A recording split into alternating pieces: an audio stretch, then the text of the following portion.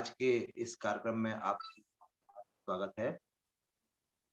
आचार्य कुंद कुंद देव का जन्म दिवस 16 फरवरी को बसंत पंचमी के दिन आने वाला है, लेकिन आज रविवार होने की वजह से हम इस कार्यक्रम को आज रख रहे हैं। मैं संकित जी को आमंत्रित करता हूं कि वो आए और मंगलाचरण प्रस्तुत करें। संकित जी। सभी को सादर जय जिनेंद्र। आप सभी को आचार्य कुंद कुंद के जन्म जयंती दिवस की हार्दिक शुभकामनाएं। सभी लोग हाथ जोड़ ले, मंगलाचरण हम यहाँ से करेंगे। हाथ जोड़ ले सभी। वंदितु सर्व सिद्धे ध्रुवमचल मनोवं गदिं पत्ते बोक्षामि समय पाहुड विणमो सुध केवली भणिदम्। नमः समय साराय स्वानुभूत्या चकासते चित्त स्वभावाय भावाय सर्वभावान्तरच्छिदे।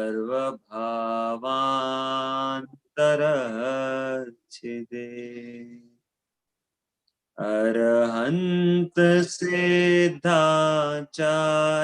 पाठक साधु है परमेष्ठिपन सब आत्मा की अवस्थाएं आत्मा ही है शरण सब आत्मा की अवस्थाएं आत्मा ही है शरण आत्मा ही है शरण। जय जिनेंद्र। और आचार्य कुंद कुंद के जन्म जयंती दिवस जो हम सभी मनाने जा रहे हैं, उसमें आज का यह विशेष कार्यक्रम यहाँ पर आयोजित सर्वोदय हिंसा ट्रस्ट और नैरोबी मंडल द्वारा आयोजित किया गया है। हम सभी यहाँ से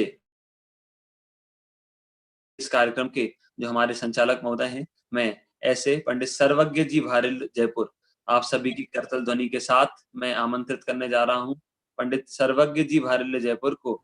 आदरणीय भाई साहब पंडित टोडरमल दिगंबर जैन सिद्धांत महाविद्यालय के 32वें बैच के विद्यार्थी हैं। हम सभी के सीनियर हैं हमारे ऐसे आदरणीय भाई साहब।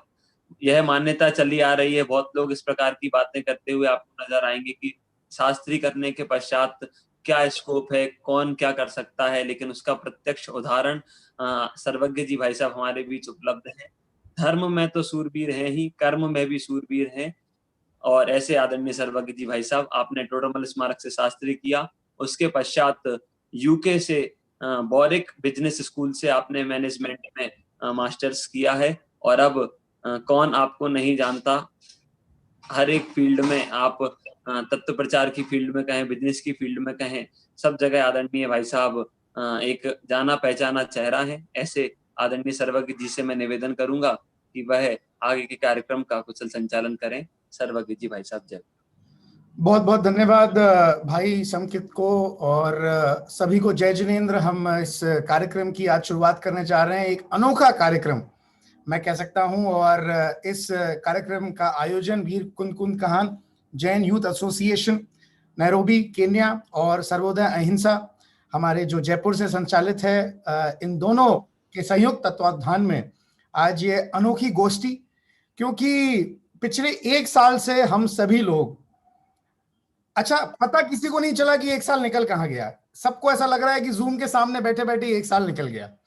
धन्यवाद कोरोना को और धन्यवाद जूम को कि तत्व प्रचार की एक अनोखी गंगा बही और इतने कार्यक्रम हो रहे हैं पिछले 1 साल में। इस समय भी मुझे लगता है कि 4-5 अलग अलग कार्यक्रम चल रहे होंगे कहीं ना कहीं। पर मैं इसी बीच एक अनोखे कार्यक्रम को आज यहाँ पर उसका संचालन करते हुए घर महसूस कर रहा हूं। और मैं आपसे निवेदन कर रहा हूं कि अगले 2 से 3 मिनट में आप अपने परिचित लोगों को, अपने साधर्मी जो आपके साथ नियमित स्वाध्याय करते हैं, जो आपके साथ जुड़े हुए हैं, जूम रूम के साथी हैं, जो यूट्यूब के साथी हैं, उनको बुला लीजिए, क्योंकि आज ये अनोखी गोष्ठी पूरी दुनिया में संचालित हो रही है और इस अनोखी गोष्ठी के वक्ता पूरी दुनिया से हमारे बीच जुड़ रहे हैं। तो आज ज्ञान भी मिलेगा, आज गर्व भी महसूस होगा कि तत्व प्रचार में हम कितने आगे बढ़ गए हैं।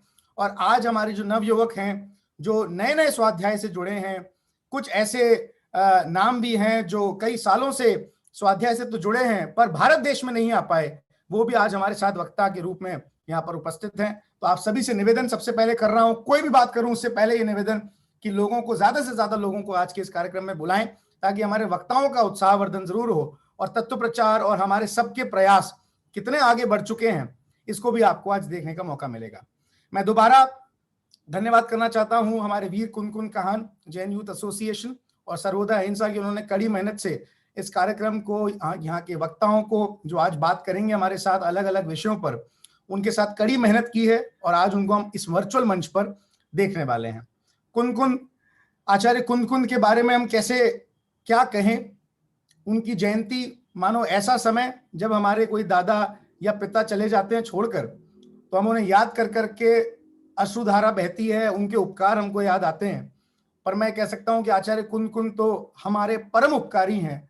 ऐसा उपकार कर गए, हमें देह से भिन्न भगवान आत्मा बता गए, उसे जानना पहचानने का मार्ग, मोक्ष मार्ग प्रशस्त करने का मार्ग बता गए, कैसे हो क्या हो। आज उसी के बारे में पूरी गोष्ठी हमारी, उसी के इर्द गिर्द आत्मानुभूति ही हमारी थीम है, उसी के आसपास आज हम बात करने वाले हैं हमारे सारे वक्ता। मैं यहाँ पर सर्वप्रथम वर्चुअल स्टेज पर, वर्चुअल मंच पर आमंत्रित करने जा रहा हूं हमारे आज के मुख्य अतिथि, हमारे चीफ गेस्ट श्रीमान अजित जी बड़ौदा साहब को, जो अब वो नाम में ही जुड़ गया है एक्चुअली। अंकल सो सॉरी, क्योंकि अजित जी बड़ौदा बोलते हैं तभी पहचान होता है, पर मैं अजित जी जैन साहब कहूंगा। श्रीमान अजित जी जैन जो हमारे स्तंभ हैं मुमुक्षु समाज के, आज आप शाश्वत धाम उदयपुर जो है वो उसके आप ट्रस्टी हैं, उसके सर्वे सर्वा हैं। आज हर गतिविधि में आप देखेंगे कि ऐसा नहीं है कि आप मुख्य अतिथि हैं इसीलिए यहाँ पर उपस्थित हैं, परंतु नियमित रूप से स्वाध्याय में, हर प्रवचन में, हर गोष्ठी में आप एक स्वाध्यायी के रूप में भी जुड़ते हैं। आज का आपको यहाँ पर इस वर्चुअल मंच पे स्वागत करते हैं श्रीमान अजित जी बड़ौदा।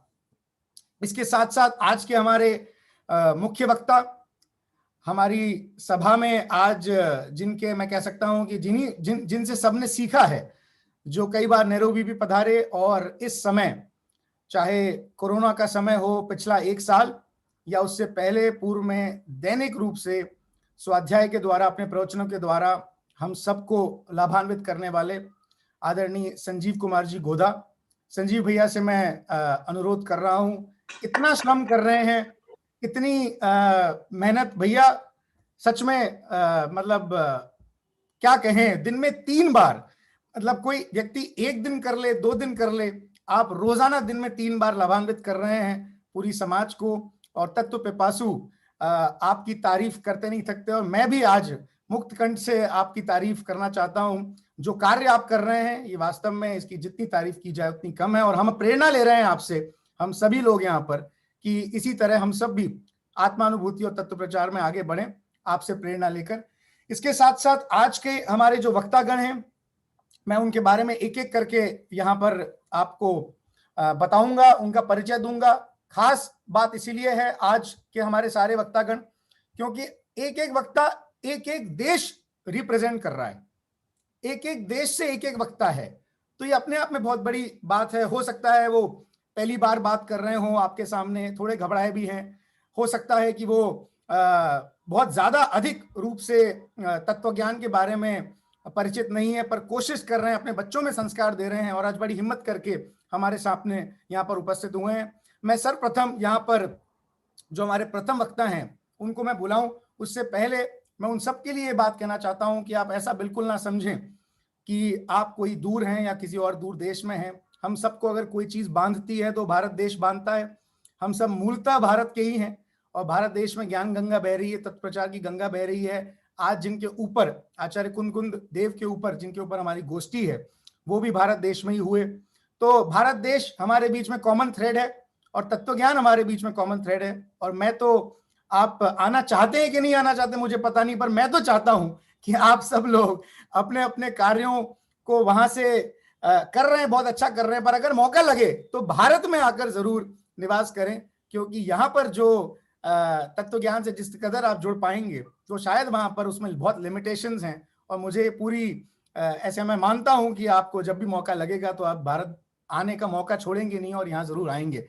ऐसी भावना के साथ मैं सबसे पहले यहाँ पर आज जो हमारे सबसे पहले स्पीकर हैं, थोड़ा सा इंग्लिश और थोड़ा सा हिंदी चलेगा, क्योंकि हमारे जो आज वक्ता हैं शायद हिंदी और गुजराती दोनों का इस्तेमाल करेंगे। कुछ लोग हिंदी में कंफर्टेबल नहीं है तो गुजराती में भी बात करेंगे, तो दोनों चलेगा और इसमें कहीं कोई दिक्कत नहीं है, आप बात कर सकते हैं। हमारे प्रथम वक्ता अलीशा जी और विशाल जी शाह जो स्विट्जरलैंड से हैं। स्विट्जरलैंड कई बार घूमने के लिए आपको बहुत अच्छी लगती होगी, लोग घूमने जाते हैं, आप वहीं रहते हैं तो ये बड़ी अच्छी बात है। आपके बारे में मैं ये बता सकता हूं कि अलीशा जी बायोटेक कंपनी में एक मैन्युफैक्चरिंग एसोसिएट हैं और विशाल जी एसोसिएट डायरेक्टर हैं ह्यूमन रिसोर्स ऑर्गेनाइजेशन में, एक फॉर्च्यून 500 बायोटेक कंपनी में। ये लोग लाइफ थ्रेटनिंग जो डिजीजेस होते हैं, जैसे अल्जाइमर होता है, लाइफ थ्रेटनिंग होता है, उसके मैन्युफैक्चरिंग में जो सपोर्ट करते हैं उस कंपनी में कार्यरत हैं। बहुत अच्छा कार्य आप कर रहे हैं, एक जॉब तो है ही पर ये मानव सेवा भी है। और आज का जो आपका विषय है वो है आचार्य कुंद कुंद का जो जीवन काल रहा, उसके बारे में आप जानकारी देने के लिए यहाँ पर आ रहे हैं। आइए अलीशा जी और विशाल जी। जय जिनेंद्र सबको। मैं हिंदी में प्रिपेयर किया है, तो ये पहला भाग है। 2000 वर्ष पहले कोंडेश नाम का एक ग्वाला रोज गायों को चराने जंगल में जाता था। एक दिन कोंडेश ने बहुत सारे लोगों को जंगल में जाते हुए देखा, तो जाहिर सी बात है वो भी क्यूरियस हो गया और वो भी उनके पीछे पीछे चला गया जानने के लिए कि ये क्या हो रहा है। फिर वो गया उनके पीछे, फिर उन्होंने देखा कि एक पेड़ के नीचे नग्न दिगंबर मुनिराज प्रवचन दे रहे हैं। तो उन्होंने मुनिराज से ये सुना कि सभी जीव भगवान है, जीव तो अमर है तथा जीव का कभी नाश नहीं हो सकता। फिर कोंडेश ये बात सुन के दिन रात मुनिराज की बातों का विचार करता था। फिर एक दिन कोंडेश जी बीमार हो गए। करीबन 15 दिन के बाद वापस वो जंगल में आए तो उन्होंने यह देखा कि जंगल में तो आग लगी हुई है। तो फिर और एक ही पेड़ को छोड़ के वो उस पेड़ के पास गया, तो उन्होंने उस पेड़ में ताड़ पत्र पाया, which is like important document, important papers। तो उन्होंने वो लिया। अभी उनको तो पढ़ना लिखना आता नहीं है। फिर उन्हें याद आया यह तो यही पेड़ है जहां पर मुनिराज ने बैठ के प्रवचन दिया था। फिर उन्होंने वो ताड़पत्र लेके वो उनको ढूंढने चले गए। मुनिराज को मिलने के बाद उन्होंने सारी ये घटना बताई और फिर मुनिराज ने उसे ये कहा कि ये ताड़पत्र बचा कर तुमने आत्मशास्त्र दान किया है, तुम्हारा आत्मज्ञान होगा, तुम सदा खुश रहोगे, दुनिया में तुम्हारी प्रसिद्धि होगी। कोंडेश तो ये सुन के बड़ा खुश हो गया और वो अपने आत्मज्ञान के बारे में सोचने लग गया। फिर एक दिन वापस कोंडेश जंगल की ओर जा रहा था और उसने यह देखा कि कुछ गाय नदी पार कर रही है और उसका पांव कीचड़ में फंस गया। और फिर वो तो अपनी जान की परवाह ना करते हुए पानी में डुबकी लगा दी और बचाते बचाते गाय को आत्म समाधि ले ली तथा उसकी मृत्यु हो गई। और फिर अभी आगे विशाल जी से सुनते हैं कि ये कोंडेश नाम का अनपढ़ ग्वाला से वो कौन आचार्य कैसे बने। तो कौन जी का अगला जन्म हुआ कौन गांव में, नगर सेठ के वहां उनका जन्म हुआ। उनका नाम था पद्मनंदी। जब वो बालक थे तब वो काफी रोते और उनके माता और पिता उनको भक्ति गायन और लोरी सुनाकर शांत करते। जैसे वो बड़े हो रहे थे वो काफी बुद्धिमान और तेजवान थे और बहुत आसानी से वो चीजों को समझ सकते, इतना कि उनकी माता श्री रात भर पढ़ती ताकि वो अपने पुत्र को और ज्ञान दे सके। एक दिन उनके गांव में श्री जिनचंद्र मुनिवर जी पधारे और उनका आशीर्वाद लेने गांव वाले और पद्मनंदी खुद वहां गए। उन्होंने मुनिवर को ये कहते हुए सुना कि शुद्ध आत्मा को जाने बिना दुख है और सुख के लिए अहिंसा, दया, सदाचरण और मुनि धर्म पाना बहुत जरूरी है। इसी चीज से प्रेरित होकर पद्मानंदी उनसे आज्ञा लेने गए कि मुझे भी दीक्षा लेनी है, लेकिन उनकी उम्र काफी छोटी थी, इसलिए मुनिवर ने कहा कि आपको अपने माता और पिता से ये अनुमति लेनी पड़ेगी। 11 साल की उम्र में अनुमति मिलने के बाद पद्मानंदी जी ने दीक्षा ली और 44 की उम्र में उन्हें आचार्य पद भी मिला।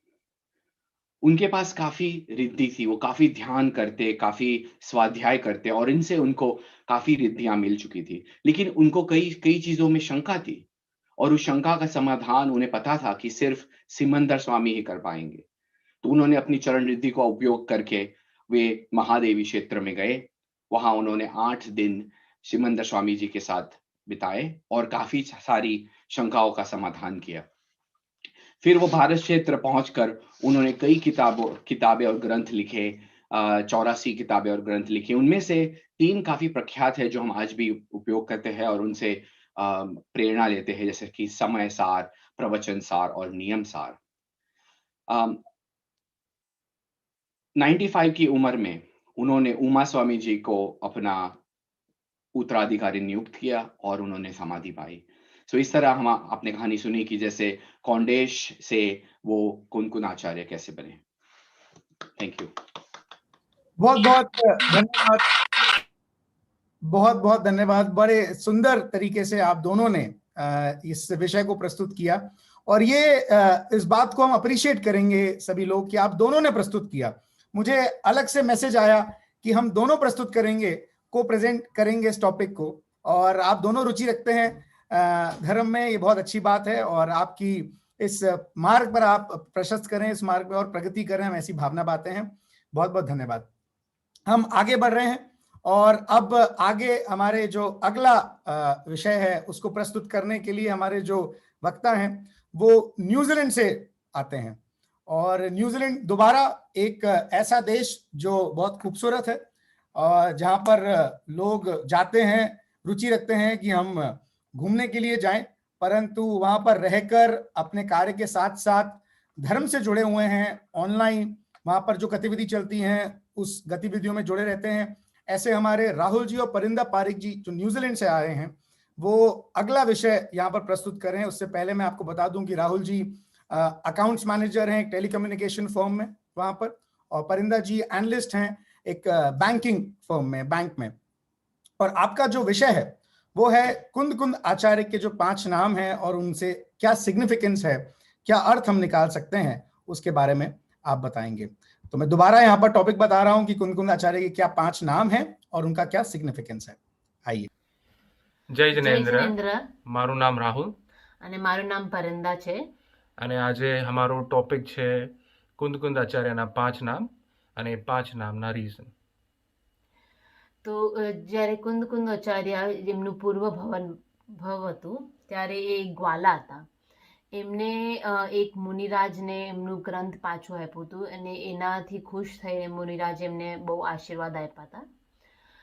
તો જો બીજું જન્મ હતું થયું એના પછી એમાં પણ એમને મનુષ્ય ભાવ મળ્યું અને એ મનુષ્ય ભાવમાં એ બહુ જ એક રિચ ફેમિલીમાં હતા અને એમના માતા પિતાએ એમનું નામ પાડ્યું હતું પદ્મનંદી। તો આ જ હતું એમનું ફર્સ્ટ નામ હતું, એ હતું એ પદ્મનંદી અને એમના માતા પિતાએ એમને આપ્યું હતું।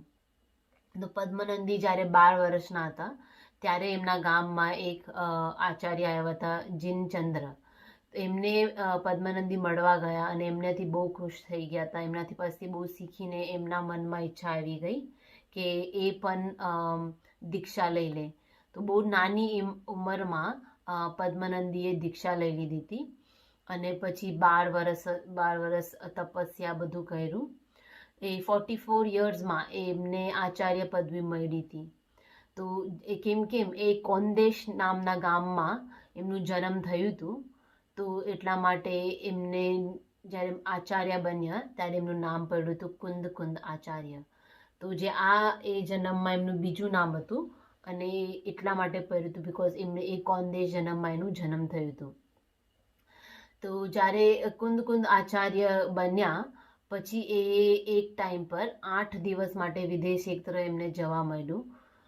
વિદેશ ક્ષેત્રમાં જ્યારે એ ગયા તો ત્યાંના ક્ષેત્રના લોકો અને બધા આચાર્ય બધા જે મહારાજ હતા એ લોકો બધા બહુ મોટી હાઈટના હતા અને એમના સામે એ લોકોના સામે એમની હાઈટ કુંદ આચાર્યની હાઈટ એકદમ ઇલાયચી જેવી હતી. તો ત્યાંના લોકોએ ત્યાંના મહારાજો અને આચાર્યએ એમનું નામ પાડ્યું હતું ઈલાચાર્ય. તો આજે આ જ હતું એ ત્રીજું નામ પડ્યું અને એ હતું એમ કેમ કે મેં વિદેશ ક્ષેત્રમાં બીજાના કમ્પેરિઝનમાં એમની હાઈટ બહુ નાની હતી. ત્યાંથી જ્યારે જે શ્રીમંદર સ્વામીના સમૂહસરણ થઈને વિદેશ ક્ષેત્રમાં થઈને જ્યારે ભરત ક્ષેત્ર આવી રહ્યા હતા તો ત્યારે એમની પીછી જે હતી એ ખોવાઈ ગઈ હતી અને ત્યારે જે એમને જે પીછી માટે જે પક્ષીના જે પંખ હોય એ જે મળ્યા એ ગદ્દ પક્ષીના ગદ્દ પક્ષીના પીછી બનાવી એમને અને એના હિસાબે એમનું નામ પડી ગયું ગદ્દ પીછાચાર્ય.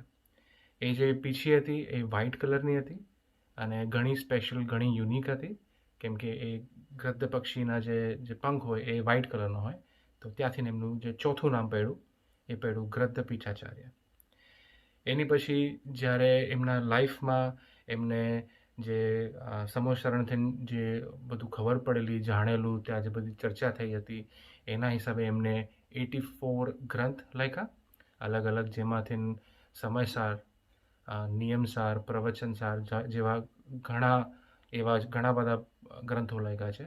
તો એમાં એટલા તલ્લીન થઈ જતા હતા એટલા બધા ઘૂસી જતા હતા કે એમને લખતા જે ગ્રંથો લખતા એમની ડોકી જે સંસ્કૃતમાં કદાચ ગ્રીવા કહેતા હશે એ બાકી થઈ ગઈ અને બિકોઝ એ એવા દેખાતા હતા એમનું નામ પડી ગયું વક્ર ગ્રીવાચાર્ય અને એ એમનું 5મું નામ હતું. તો ઇન સમરી જે એમના જે કુંદ આચાર્યના 5 નામ હતા એ છે પદ્મનંદી કે જે એમને એમના મા બાપે આપ્યું એમના જન્મથી હતું. પછી ત્યાંથી એમનું જે ગામ જે હતા કોંદેશના અને એના હિસાબે જે આચાર્ય બને ત્યારે એમનું નામ પડ્યું કુંદ આચાર્ય. ત્યાંથી પછી જ્યારે એ વિદેશ ક્ષેત્ર ગયા એમના સાઇઝના એમના હાઇટના લીધે એમનું નામ પડ્યું એલાચાર્ય. એની પછી જ્યારે વિદેશ ક્ષેત્રથી આવતા ભરત ક્ષેત્રે એમની પીછી ખોવાઈ ગઈ અને નવી પીછી બનાવી એ હતી ગદ્દ પક્ષીની. તો એના માટે નામ પડ્યું ગદ્દ પીછાચાર્ય. અને લાસ્ટલી જ્યારે આટલા બધા ગ્રંથો લખ્યા અને એમની ડોકી જે થોડી વાકી થઈ ગયેલી એના હિસાબે એમનું નામ પડ્યું વક્ર ગ્રીવાચાર્ય. તો આ છે 5 નામ અને એના રીઝન. થેન્ક યુ અને જય. बहुत बहुत धन्यवाद. समय का डिफरेंस है, इसी कारण से राहुल जी और परिंदा जी पारिक का हमको ये वीडियो में उनका वक्तव्य प्राप्त हुआ क्योंकि इस समय हम यहाँ पर रात्रि है, वहां पर आधी रात हो चुकी होगी. वो 5 मिनट हेतु आधी रात में उठे और फिर वो ऐसी कंडीशन में भी ना हो प्रस्तुत करने के, इसलिए वीडियो मैसेज के द्वारा हमको ये मिला. बहुत बहुत धन्यवाद करते हैं हम आपका परोक्ष रूप से. और हम आगे बढ़ रहे हैं. उससे पहले देखिए स्विट्जरलैंड, न्यूजीलैंड और वहां पर भी समय सार की महिमा गाई जा रही है. हमें आचार्य कुंद इतने महान उपकार कर गए, पंच परमागम दे गए. कभी किसी ने सवाल किया, पूछा कि आचार्य कुंद के समय सार की कीमत क्या, तो कई बार ऐसा सीधा सवाल पूछ लेते हैं लोग, सीधा सीधा ले लेते हैं, सीधा उत्तर दे देते हैं 50 रुपए. किसी ने कहा 50 रुपए. तो ये जैसे ही जो वक्ता इस बात को बोल रहे थे उन्होंने सुना तो वो भी उनकी भी हंसी छूट गई कि 50 रुपए कोई कीमत लगाए इसकी. इसके लिए आचार्य कुंद ने समय सार नहीं लिखा और ना उस समय पैसा होता था ना कोई रुपए होते थे. उस समय का जमाना अलग था. वो जमाना पता नहीं वहां पर बार्टर सिस्टम चलता होगा उस समय, वो चलता था कि भी नहीं चलता था, वो भी बाद में ही आया होगा. परंतु जिसको जैसी जो सुविधा मिली वो कर लिया. पर आचार्य कुंद का ऐसा महान उपकार, उन्होंने उनके इस उपकार की वास्तव में तो हमारे निमित्त से ही लिखा गया.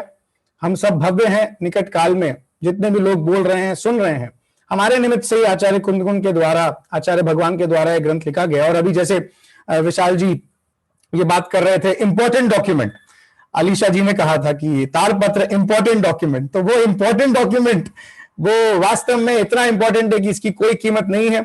हम सब मोक्ष की प्राप्ति कर लें, अपना मार्ग प्रशस्त कर लें, देह से भिन्न भगवान आत्मा को जान लें, यही उसकी सच्ची कीमत चुकाई जा सकेगी। और हम आचार्य कुंद को भी ये सच्चा नमन यही होगा कि उनके बताए गए मार्ग पे आगे चल सकें।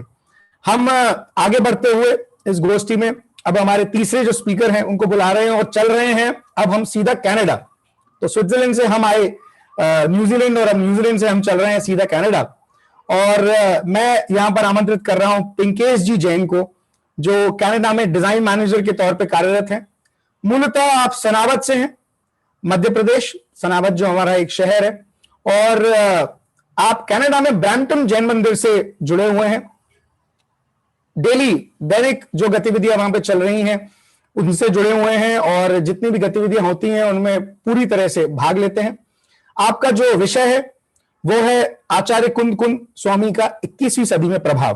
क्या प्रभाव रहा? आज हम 21वीं सदी में हैं, तो आचार्य कुंद का जो मैंने इस बात कही भी समय सार को लेकर, उसी विषय पर लेकर आप आज बात करेंगे। आइए, पिंकेश जी जैन कनाडा से। सभी को सादर जय जिनेन्द्र। भरत क्षेत्र के अंतिम तीर्थंकर भगवान श्री महावीर स्वामी जी ने, जिन्होंने अपने आत्म स्वरूप को पहचान कर मोक्ष प्राप्त किया, और यह बात करीब करीब चतुर्थ काल के अंतिम समय और पंचम काल के शुरुआती समय की 2600 वर्ष पुरानी बात होगी। और उनके निर्वाण के पश्चात आज हम सभी पंचम काल की 21वीं सदी में अलग अलग देशों में रहकर आत्मानुभूति पर चर्चा कर रहे हैं और जैन धर्म की प्रभावना फैला रहे हैं। इस बात से मैं स्वयं को और आप सभी को बहुत ही पुण्यशाली मानता हूं, और आप सभी को कोटि कोटि धन्यवाद भी देना चाहता हूं। और मुझे ऐसा लगता है कि शायद इसका मुख्य कारण जो है वो यह अत्यंत उपकार जो हमारे भगवान आचार्य कुंद स्वामी ने हमें किया है। तो शुरुआती में मंगलम भगवान वीरो मंगलम गौतमो गणी मंगलम कुंदाद्यो जैन धर्मोस्तु मंगलम। इस मंगलाचरण से ही सिद्ध हो जाता है कि भगवान महावीर और गौतम गंधर्व स्वामी के पश्चात जैन धर्म में कुंद स्वामी जी का स्थान सर्वोपरि है। वह पंचम काल में भरत क्षेत्र के गंधर्व के समान है, जिन्होंने विदेह क्षेत्र जाकर साक्षात जिनेन्द्र भगवान की वाणी सुनकर स्वयं आत्मानुभूति प्राप्त करी और कई परमागमों की रचना भी कर दी, जिसमें समय सार, प्रवचन सार, अष्टपाहुर, ऐसे कई शास्त्र उन्होंने रचनाएं करी। एक द्रव्य दूसरे द्रव्य का कुछ नहीं कर सकता, जैसा सर्वज्ञ जी ने बताया, देह से भिन्न आत्मा। ऐसे इन छोटे छोटे वाक्यों में पूरी वैराग्यता समाहित है, और ऐसी बातें हमें कुंद आचार्य के परमागम में सुनने को मिलती है। 21वीं सदी में कुंद स्वामी जी के प्रभाव या उपकार की महिमा पंचम काल में या काल दोष की वजह से जो दुर्लभता है उसको समझे बिना नहीं आ सकती। अगर मैं आपको व्यावहारिक दृष्टि से कोई एग्जाम्पल रखूं, तो जैसे गर्मी में अगर मैं प्यास लगती है तो पानी का क्या इंपॉर्टेंस होता है, या मैं कनाडा में हूँ, यहाँ पे ठंड इतनी पड़ती है, -24 डिग्री सेंटीग्रेड भी टेम्परेचर है, तो इसमें हीटर का क्या इंपॉर्टेंस है। वैसे ही करीब करीब 2000 वर्ष पूर्व जब पंचम काल में भगवान महावीर के निर्वाण के पश्चात जैन धर्म का प्रभाव थोड़ा थोड़ा कम होने लगा था काल दोष की वजह से। फिर उसके बाद में अन्य धर्म की परंपराएं भी शुरू हो गई थी। फिर कुछ हजारों वर्षों पहले मुगल साम्राज्य का विस्तार हुआ, उन्होंने कई नरसंहार किए, जैन धर्म का अस्तित्व मिटाने की कोशिश करी। अंग्रेजों ने राज किया, 200 साल की गुलामी। फिर 19वीं सदी में दो वर्ल्ड वॉर हुए। 20वीं सदी में वेस्टर्न इन्फ्लुएंस जो है वो चरम पर था, और अब 21वीं सदी में करीब करीब हर घर से कोई ना कोई एक, जैसा कि मैं इंडिया छोड़कर हम बाहर दूसरे देशों में रहते हैं।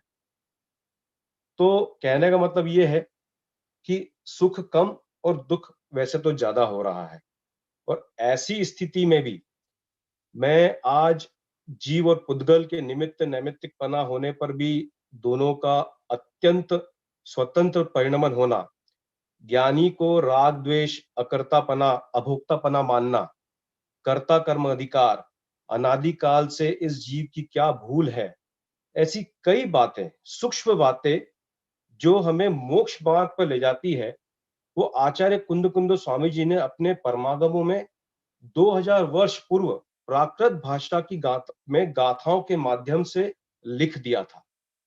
18वीं सदी से 21वीं सदी में उन्हीं परमागमों पर समय समय पर संस्कृत में, फिर ढूंढारी में, फिर हिंदी में, गुजराती में, इंग्लिश में अब उनका वर्णन हो गया है। कुंद स्वामी जी ने जो मोक्ष मार्ग का जो बीज बोया है, उसे समय समय पे आचार्य अमृतचंद जी, जयचंद जी, हमारे गुरुदेव श्री कांजी स्वामी जैसे महान पुरुषों ने बुद्धिपूर्वक उस बीज को एक पेड़ की तरह सींचा है और उसकी आज अनेक शाखाएं हैं। और इस काल दोष पे भी हजारों की और उस शाखाओं को हमको जो देखने का हमारा नजरिया इस तरह से होता है कि इस काल दोष में भी हजारों की तादाद में जैन मंदिरों का निर्माण हुआ है और सैकड़ों धार्मिक स्थान हैं, जैसे कि पंडित टोडरमल जी स्मारक भवन, चैतन्य धाम, मंगलायतन, दिल्ली में आध्यात्मिक ट्रस्ट, जिनके माध्यम से 15 वर्ष की आयु में बच्चे और बच्चियां आज समय सार की टीकाओं पर प्रवचन करते हैं। यह तो हर्ष का समय है और ये हमें बहुत ही गौरवान्वित महसूस करवाता है।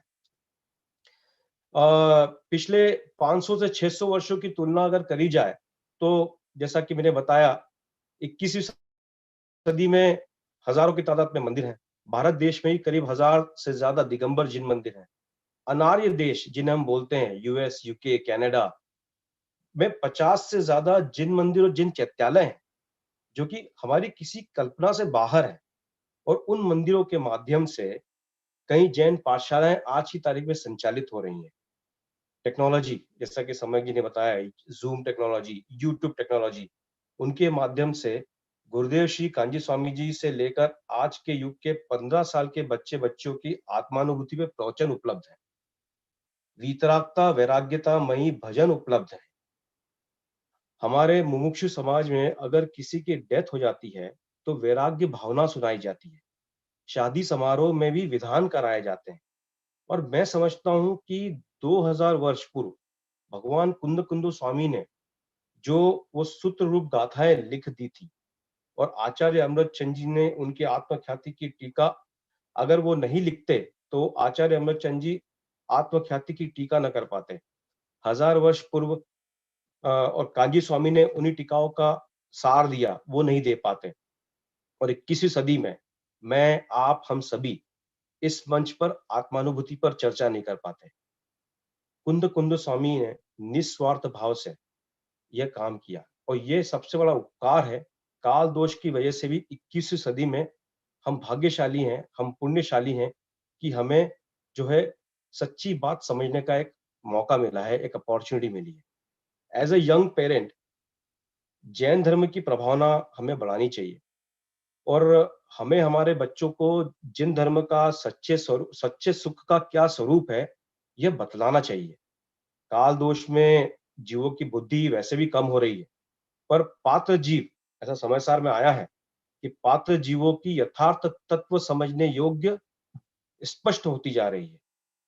वर्तमान में हमारे जितने भी एफर्ट्स हैं आगामी 1000 वर्षों तक जो है पात्र जीवों की परंपरा बनाए रखने के लिए निश्चय पूर्वक कारण होंगे।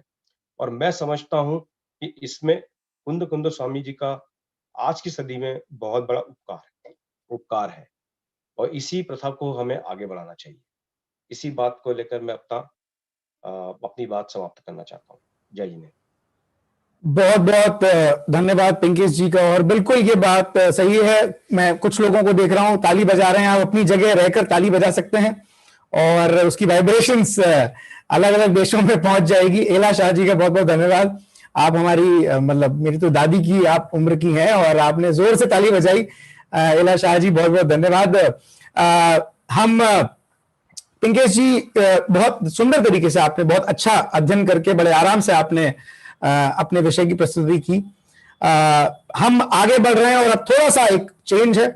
मैं आगे अब वक्ता को ना बुलाकर थोड़ा सा हम सब भी अब अपने एक जो विषय चल रहे हैं उनके साथ साथ अब एक थोड़ा भक्ति का माहौल हो जाए, भक्ति हो जाए। हम सब मिलकर, जैसे मैंने ताली बजाने के लिए कहा, तो आप भक्ति में माहौल में अपनी जगह रहकर ही ताली बजा सकते हैं, आनंद ले सकते हैं। और अब हम पुनः इंडिया आ रहे हैं, इंडिया में इंदौर नगरी और सनावद से है पिंकेश जी, सनावद के पास ही इंदौर है, तो इंदौर ही आते हैं। और इंदौर में हमारे अपने ही शास्त्री विद्वान डॉक्टर विवेक जी जैन, जो हमारे टर्मिनल स्मारक से जो स्नातक हैं, और ये मेडिकल वाले डॉक्टर, मेडिसिन वाले डॉक्टर नहीं है, आप पीएचडी डॉक्टर हैं। और पीएचडी डॉक्टर ऐसे डॉक्टर जिन्होंने अध्ययन किया है वर्तमान परिवेश में जो जैन युवा है, जो जैन युवा वर्ग है, उसका जैन धर्म के प्रति क्या दृष्टिकोण है, इस विषय में आपने पीएचडी ली है और इसीलिए आप डॉक्टर ऑफ लिटरेचर्स हुए।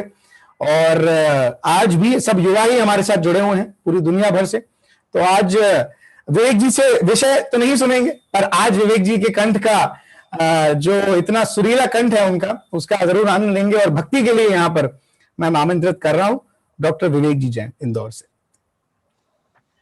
जय जिनेंद्र सभी को। मेरी आवाज आप सब तक पहुंच रही होगी। वैसे तो गोष्ठी में कोई जरूरत नहीं है कि भजन या भक्ति हो, फिर भी पूरे मंडल का ऐसा आदेश था। और जब पहले बात हुई कोमल जी से तो उन्होंने कहा नहीं, भक्ति रखना ही है।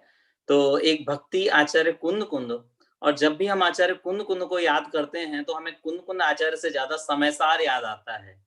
पता नहीं ये कैसा मेल है कि हम आचार्य कुंद कुंद की रचनाएं तो बहुत सारी हैं, लेकिन हम कुंद कुंद आचार्य के साथ में समयसार को ज्यादा याद करते हैं, या यूं कहें कि समयसार को ज्यादा पढ़ते हैं, उससे लगाव भी ज्यादा रखते हैं। और निश्चित रूप से हम अपनी तरफ बढ़ने के लिए, हमें अपना काम करने के लिए समय को पहचानना पड़ेगा। और जब तक हम समय को नहीं पहचानेंगे तब तक हम अपने समय सार को भी प्राप्त नहीं कर सकते हैं।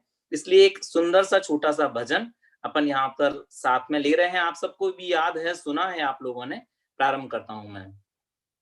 नमः समय साराय स्वानुभूत्या चकाशते चित् स्वभावाय भावाय सर्वभावांतरच्छदे।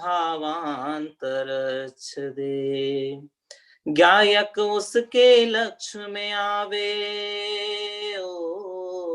ज्ञायक उसके लक्ष्य में आवे, जो पढ़ ले एक बार समय सार, समय सार महाग्रंथ समय सार, समय सार, समय सार महाग्रंथ समय सार। कुंद कुंद मुनि के चरणों में बंधन बारंबार, समय सार, समय सार महाग्रंथ समय सार। अब आगे हम कुछ कलशों को, कुछ गाथाओं को यहाँ पर कोट करेंगे। आप उनको याद कीजिएगा, निश्चित रूप से आपको बहुत आनंद आएगा।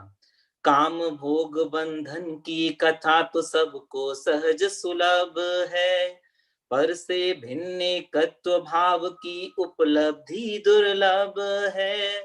दुर्लभ सहज सुलभ हो जावे, दुर्लभ सहज सुलभ हो जावे, ऐसा चमत्कार समय सार, समय सार महाग्रंथ समय सार, समय सार, समय सार महाग्रंथ समय सार।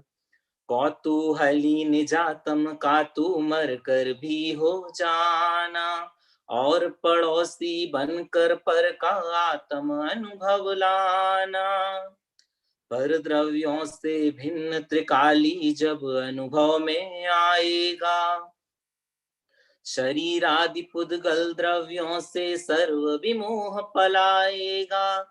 ऐसा निर्मल भेद ज्ञान ही, ऐसा निर्मल भेद ज्ञान ही आत्मख्याति का सार, समय सार, समय सार महाग्रंथ समय सार, समय सार, समय सार महाग्रंथ समय सार। और अब हम चल रहे हैं पुण्य पाप अधिकार की तरफ, जिसको बनारसी दास जी पुण्य पाप एकत्व द्वार भी कहते हैं। जैसे लोह समान स्वर्ण की बेड़ी भी है बांधती, वैसे ही शुभ अशुभ कर्म की दोनों बेड़ी बांधती।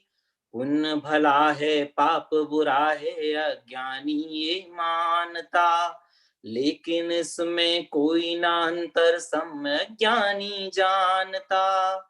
नव तत्वों में छुपा हुआ है ओ, नव तत्वों में छुपा हुआ है ऐसा जाननहार। समय सार समय सार महाग्रंथ समय सार, समय सार समय सार महाग्रंथ समय सार।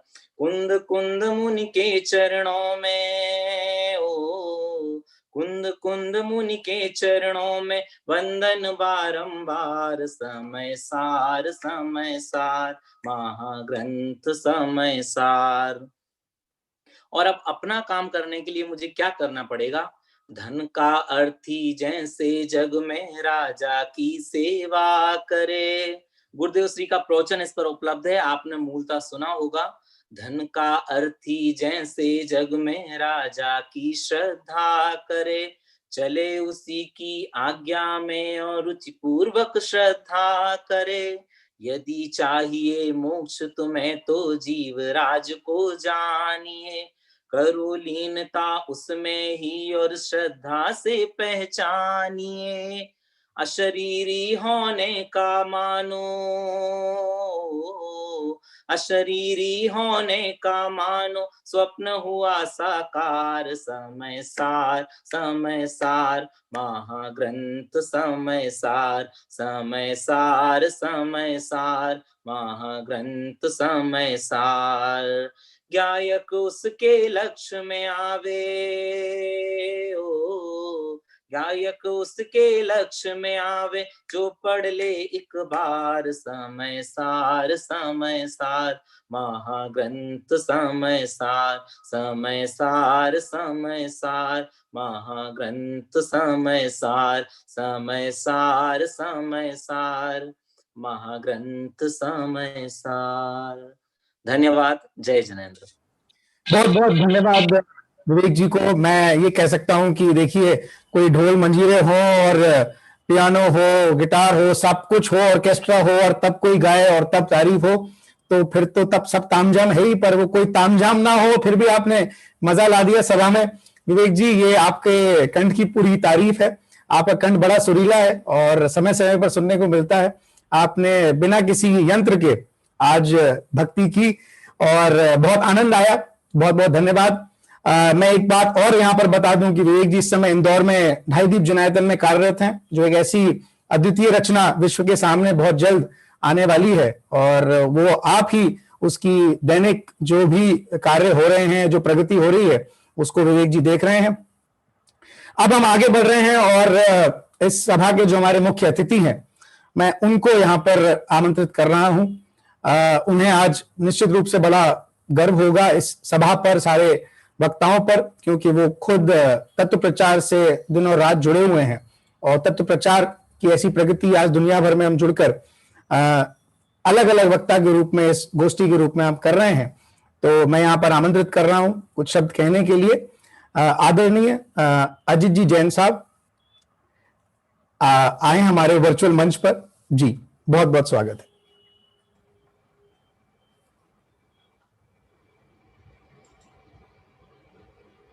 सभी को सादर जय जिनेंद्र। बहुत ही सुंदर प्रसंग है। आज देश के ही नहीं, अनेक विदेशों को भी युवा पीढ़ी इसमें जुड़ी हुई है। I am congratulating all the organizers who have thought of this particular thing, especially today. Today on the Valentine Day, when the world is going for the materialistic pleasures and physical relations, the organizers have thought and you all have joined.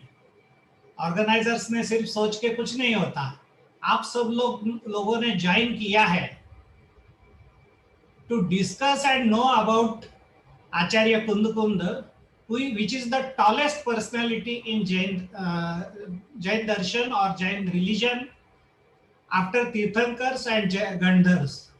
तो गंधर और तीर्थंकरों के बाद जिनका नाम आता है, और सबसे ऊंची बात तो ये है, the person who taught us कि I am soul and my soul is different from the body, ये बात जिन्होंने कही, ऐसे कुंदकुंद आचार्य का जन्म दिवस मनाने के लिए हम सब लोग इकट्ठा हुए। बहुत ही सुंदर बात, बहुत ज्यादा अनुमोदना मैं आप सब लोगों की करता हूं। There is a very positive wave going on all over the world, and especially in India, because you are away from your own country and your motherland. So let me explain you what is happening in India as far as the Jain Darshan is concerned. जैसा भैया ने कहा, पिंकेश जी ने, कि कई संस्थाएं और कई इसमें organizations and institutes, they are involved in this matter.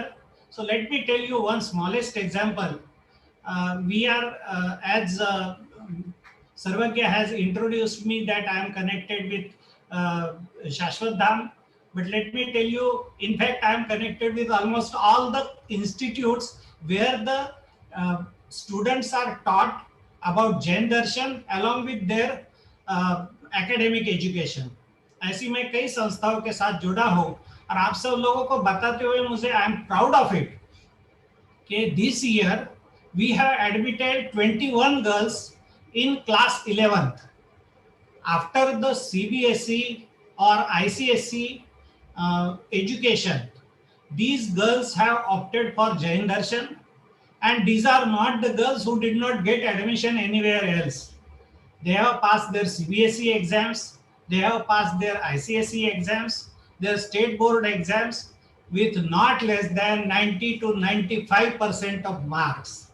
When all of us, when we think that 95% आ गया, 97% आ गया, now I'll put my kid into engineering और IIT कराऊंगा, doctor कराऊंगा, at that time the youth of India is inclined to learn Jainism and Jain Darshan, which is the most positive way of today. And we all must, I am requesting all of you, whenever you are in India, please do visit such institutes like Mangalayatan, like Shashwat Dham, like Chaitanya Dham, any Todarmal Smarak, any institute you should visit, because Jain Darshan is the common thread amongst us. And Kunkund Acharya, who is जिन्हें हम वितरागी संत कहते हैं, who has denounced all his pleasures, all his materialistic pleasures, and जो जैन दर्शन के principles है जिन्होंने हमको बताए हैं, ऐसे। और तीसरा थ्रेड जो जैन दर्शन हमारे बीच का एक थ्रेड है, कुंकुंद आचार्य टॉलेस्ट पर्सनैलिटी है, मैंने आपको कहा, लेकिन उनको हम तक पहुंचाने वाले पूज्य गुरुदेव Shri, he was the instrumental person to bring the principles, convey the principles. ये हमारे, उन्होंने जो जैन दर्शन के प्रिंसिपल्स हमें बताए हैं, वो हम तक पास ऑन करने का बहुत बड़ा काम लास्ट सेंचुरी में पूज्य गुरुदेव श्री कांजी स्वामी ने किया है। और उन्हीं की वजह से आज हम कुंकुंदाचार्य के बारे में आज एक गोष्ठी कर रहे हैं, इंटरनेशनल लेवल पे कर रहे हैं, उसमें सभी देशों के लोग जुड़ रहे हैं। अगर ये नहीं होता, पूज्य गुरुदेव श्री का हमें समागम नहीं होता, वैसे तो when you आप जब जैन दर्शन का इन डेप्थ स्टडी करेंगे, तब एक बात आपको आगे समझ में ये भी आएगी कि निमित्त से कुछ होता नहीं है, लेकिन निमित्त के हाजिरी के बगैर भी कुछ होता नहीं, ये भी उतनी ही सत्य बात है। इसलिए पूज्य गुरुदेव श्री जो हमें निमित्त बने थे, अदरवाइज अगर वो नहीं होते तो आज सिर्फ हम मंगलम भगवान वीरो मंगलम गौतमो गणी इतना ही गाते रहते थे। उन्होंने जो मैं देह से भिन्न आत्मा हूँ, I am the totally different entity than what I see, ये जो कहा है, ये हम तक नहीं पहुँचता था। मैं आप सब लोगों को एक बात कहना चाहता हूँ, ऐसे प्लेटफॉर्म्स पे मैं जरूर कहता हूँ ये बात कि जैन दर्शन, और you may call it ism, isms जैसे होते हैं, हिंदुइज्म, जैनिज्म, क्रिश्चियनिज्म, इस तरह से जो इज्म्स होते हैं, तो जैन दर्शन और इज्म जो है, it is the most logical and most scientific Darshan in the world. विश्व के कोई भी दर्शन आप देखो, कोई भी प्रिंसिपल्स देख लो, कोई भी इज्म्स देख लो, उसमें से सबसे साइंटिफिक और सबसे लॉजिकल जो धर्म है, जो दर्शन है, वो जैन दर्शन है, because it is not a religion पर से, it is way of living life. हमारा जो लाइफ जीने की जो हमारी ये है, उसको बताने वाला हमारा जैन दर्शन है। एंड इवन आचार्य कुंतुन के बारे में आज हमारी गोष्ठी चल रही है। समय सार की 5वीं गाथा में वो ये कहते हैं कि मैं कहता हूं इसलिए तो बात सुनना मत, अपने शिष्य को कहते हैं। वो ये कहते हैं कि पहले तू प्रमाण कर, यू फर्स्ट सेटिस्फाई योरसेल्फ, और डोंट मतलब उसमें कोई छल ग्रहण मत कर। इस तरह का बहुत सुंदर दर्शन हमें फॉर्चुनेटली प्राप्त हुआ है। And second most important thing which I want to communicate with you all, don't just follow Jain darshan और जैन धर्म blindly। बिल्कुल आपको blindly फॉलो करने की जरूरत नहीं है, ना इसलिए भी फॉलो करना कि आपके मम्मी पापा जैन थे इसलिए आप जैन हैं, इसलिए फॉलो करना, या अपने बच्चों को इस तरह से ये करना, ऐसी हमें कोई भी जरूरत नहीं है। Because Jain Darshan has got all the logical and scientific solutions for all your queries and all your questions। आपके जितने भी आपको लगता है कि जो जैन दर्शन के जो सिद्धांत है, जैसे अकर्तावाद है, अहिंसा है, अपरिग्रह है, क्रमबद्ध पर्याय है, thousands of them, तो इनके लिए there are logical answers। और हम अभी भी ये जो बातें हैं ये देखते हैं कि ये यूनिवर्स जो है वो it is filled with 6 elements. And जो 6 एलिमेंट्स में जो बेसिकली एक जो मैंने प्रिंसिपल कहा, I will take only 2 minutes more, I know that we are running out of time, but I will only take 2 minutes more. One basic सिद्धांत और basic principle जो हमारे जैन दर्शन का है, अकर्तावाद, कि एक द्रव्य दूसरे द्रव्य का कुछ नहीं करता, पिंकेश भाई ने जो कहा, तो उसके लिए हमें इतनी कर्ता बुद्धि होती है हमेशा, और हम देखते हैं इतनी महासत्ता ऐसी है, यूरोपियन कंट्रीज है, उनको ऐसा लगता था कि we can do whatever things we like. लेकिन एक कोरोना का धोखा क्या आ गया, और इन सब का जो कर्तावाद है वो धरा धरा रह गया है। ये आपके सामने घटी हुई घटना है। दूसरी जो बात, हमारे जो अहिंसा की जो बात हम कहते हैं, और जो कंजर्वेशन ऑफ एनवायरनमेंट है, कंजर्वेशन ऑफ एनवायरनमेंट के लिए जैन दर्शन में जितना सूक्ष्मता से विचार किया गया है, nobody has thought about it in any religion or any ism। इसलिए मैं आप सब लोगों से हाथ जोड़कर निवेदन करना चाहता हूं कि आप जैन दर्शन का जितना अधिक से अधिक स्वाध्याय करना चाहते हैं तो अधिक से अधिक स्वाध्याय करें, और अधिक से अधिक जानते हुए उसको फॉलो करें। Don't follow it blindly, and once you know it, I am sure you will be पक्का Jain in all senses, and not only that, you will imbibe all these qualities, all these principles to your kids and coming generations। इसमें and में क्योंकि आज कुंकुंद आचार्य के बारे में हमारा आज का कार्यक्रम चल रहा है, तो इसमें आप सब लोगों को बता दो कि समय सार की बहुत सारी चर्चा हो रही है। तो if anybody of you is interested to know Samay Sar more, and that too in English, Dr. Parasmal ji Agarwal, he is from Udaipur, and he has spent 18 years of his life in US. He is a quantum physics professor. He has translated Samay Sar into English. There are 3 volumes. If anybody of you want to read those soul science करके ये जो आप सब लोग देख रहे हैं, ऐसे 3 पार्ट में उन्होंने लिखा है. If anybody wants that, I'll be putting my number on chat box and my email ID also, so you can note it down and communicate to me. I will send the soul science volumes and other related volumes in English to you. Thank you for inviting me. धन्यवाद. जय जिनेंद्र. बहुत बहुत धन्यवाद अजीत जी, जैन साहब. और ये बात बिल्कुल सही है कि आप कौन सी संस्था से नहीं जुड़े हुए हैं, हर संस्था से आप बहुत इन डेप्थ जुड़े हुए हैं, सारी संस्थाओं की गतिविधियों में आप पूरा भाग लेते हैं.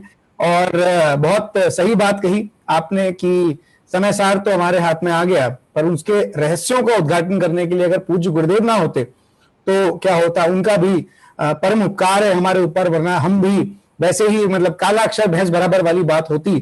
गुरुदेव का ही उपकार है कि उन्होंने रहस्यों को उद्घाटन किया और हम आज तक यहाँ पर पहुंच पाए जहां हम हैं. हम वक्ताओं के क्रम में आगे बढ़ रहे हैं. अधिक समय ना लेते हुए मैं अब यहाँ पर एक ऐसे देश जहां पर जो अभी इस समय लॉकडाउन में है, और हम बस यही यहाँ से कामना करते हैं कि आप इस कोविड-19 से जल्द फ्री हो, लॉकडाउन खत्म हो. मैं यहाँ पर मंच पर आमंत्रित करने जा रहा हूं अक्षय जी शाह, जो यूके से आते हैं, और इस समय आप एक लीडिंग इन्वेस्टमेंट बैंक में एनालिस्ट के तौर पर कार्यरत हैं. आपका जो विषय है वो है पूर्व भव के संस्कार के कारण वे कुंद कुंद बने, या इस भव के पुरुषार्थ के बल से वे महान संत हुए. मैं दोबारा एक बार विषय आप सभी के बीच में बोल रहा हूं. पूर्व भव के कारण, पूर्व भव के जो संस्कार मिले उसके कारण कुंद कुंद बने, या इस भव के पुरुषार्थ के बल से वे महान संत हुए. इस विषय पर आप प्रकाश डालने आ रहे हैं. आइए अक्षय जी शाह यूके से.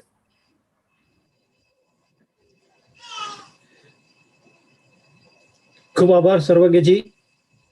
વીર કુનકુન Kahan Jain youth association Nairobi and સર્વોદય અહિંસા અહીં પધારેલ સર્વ મુમુક્ષ ભાઈ બહેનો તથા સર્વ વિદ્વાનગણો ને મારા સાદર જય જિનેન્દ્ર.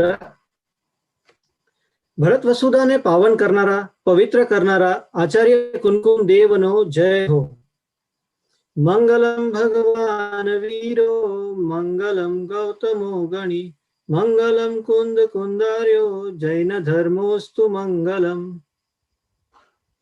આચાર્ય તો પૂર્વે ઘણા થઈ ગયા અને મહાન સંત પણ જેવો થયા, જેમ કે આચાર્ય પુષ્પદંત, આચાર્ય ભૂતબલી, આચાર્ય ધરસેન આદિ. પરંતુ શ્લોકમાં આપણે 3જા નંબરે આચાર્ય કુનકુન દેવનું નામ લખ્યું, કેમ કે આધ્યાત્મ ગ્રંથોની રચના દ્વારા સમ્યક દર્શન પામવાના માર્ગને જીવંત રાખ્યો તથા જૈન ધર્મના ચાલતી વિપરીતતાઓનો નિષેધ કરીને દિગંબર ધર્મને સુરક્ષિત રાખ્યો. તેઓ શ્રીએ પોતાની રચનાઓમાં અનેક જગ્યાએ જીન ભગવંતોનો આધાર આપ્યો કે ભગવાને આમ કહ્યું છે. તેનાથી તેમના ગ્રંથોની પ્રમાણિકતા વિશેષ પુરવાર થઈ. આજનો મારો વિષય છે કે પૂર્વ ભાવના સંસ્કારે તેઓ કુનકુન બન્યા કે આ ભાવના પુરુષાર્થના બળે તેઓ મહાન સંત બન્યા. આમ જોઈએ તો બંને વાત સત્ય છે, કેમ કે પૂર્વ ભાવમાં શાસ્ત્રદાન જેવું મહાન કાર્ય કર્યું, જેના ફળમાં તેઓએ ઉચ્ચ કુળમાં જન્મ લીધો અને કુનકુન નામ પડ્યું. મહાન પુણ્યના ઉદયથી ઉચ્ચ કુળ અને જૈન ધર્મની પ્રાપ્તિ થાય છે. વળી પૂર્વના ભાવમાં તેઓએ એવા કોઈ જૈન ધર્મના સંસ્કાર મળ્યા હોય તેવા કથાઓમાં ઉલ્લેખ મળતો તો નથી. આ ભાવમાં તેઓ શ્રીને જે રુદ્ધિ તથા સિદ્ધિ પ્રાપ્ત થઈ તે વર્તમાનમાં પુરુષાર્થ તથા વિશુદ્ધિથી મળેલ છે.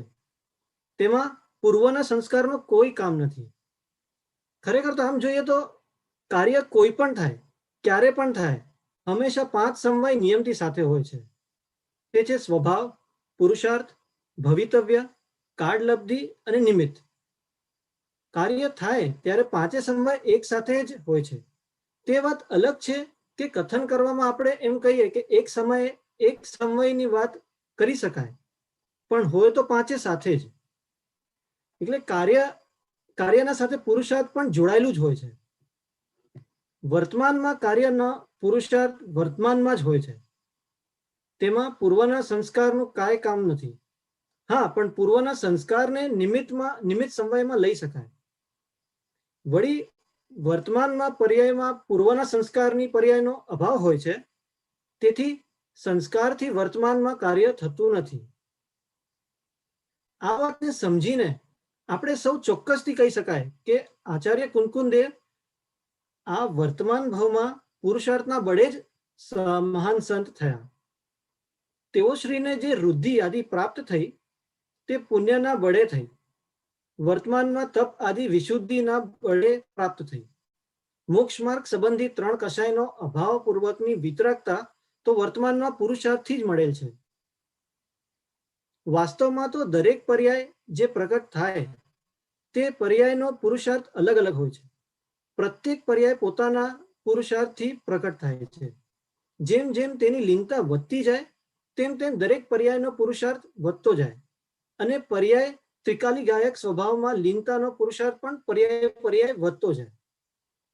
આ વાત સમજીને અને જાણીને આપણે સૌ એમ કહી શકાય કે કુંકુંદ આચાર્ય દેવ આ ભાવમાં વર્તમાનમાં પુરુષાર્થના બળે જ મહાન સંત થયા છે. અને વધારે સમય ના લેતા હું પણ એવું જ ઈચ્છું કે આપણે સૌ પણ ઉગ્ર પુરુષાર્થ કરીએ અને આ પુરુષાર્થના બળે જ सम्यक दर्शन ने प्राप्त करिए एवी भावना। बहुत बहुत धन्यवाद। आपने बड़े सुंदर तरीके से आपकी अपनी भाषा जिसमें आप कंफर्टेबल हैं अक्षय जी, उसमें आपने प्रस्तुति दी। और ये 5 से 7 मिनट का समय तो एक हमारे पास समय है प्रस्तुत करने का, पर इस पीछे आपने घंटों इसकी तैयारी की होगी, अध्ययन किया होगा, वो ज्यादा इंपॉर्टेंट है। और इसके लिए आप का स्वाध्याय भी हुआ होगा, यही उद्देश्य रहता है किसी भी गोष्ठी के पीछे। बहुत बहुत धन्यवाद अक्षय जी। और अब हम आगे वक्ताओं के क्रम में आगे बढ़ रहे हैं।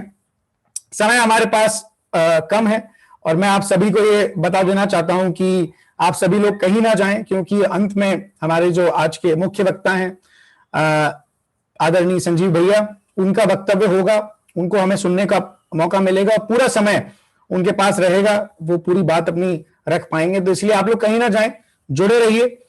थोड़ा अभी 10 बज चुके हैं, कोई और मतलब रात्रि विश्राम के अलावा इंडिया वालों की बात कर रहा हूं, बाहर अलग अलग समय है और सबका समय मुझे भी पता नहीं है, पर इंडिया वालों के पास तो अभी रात्रि विश्राम के अलावा कोई और ऐसा काम मुख्य नहीं है महत्वपूर्ण। तो आप लोग जुड़े रहें, कहीं ना जाएं। और अब अगले क्रम में, वक्ताओं के क्रम में मैं जिनको बुला रहा हूं उनके बारे में मैं क्या कहूं, मेरी बड़ी बहन जैसी हैं, जैसी ही बड़ी बहन ही है और मेरा जन्म ही उनके सामने हुआ।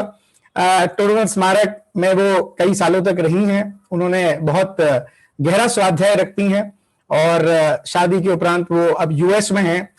इस समय वो एक मार्केटिंग प्रोफेशनल है यूएस में, सियाटल में एक आईटी कंपनी में।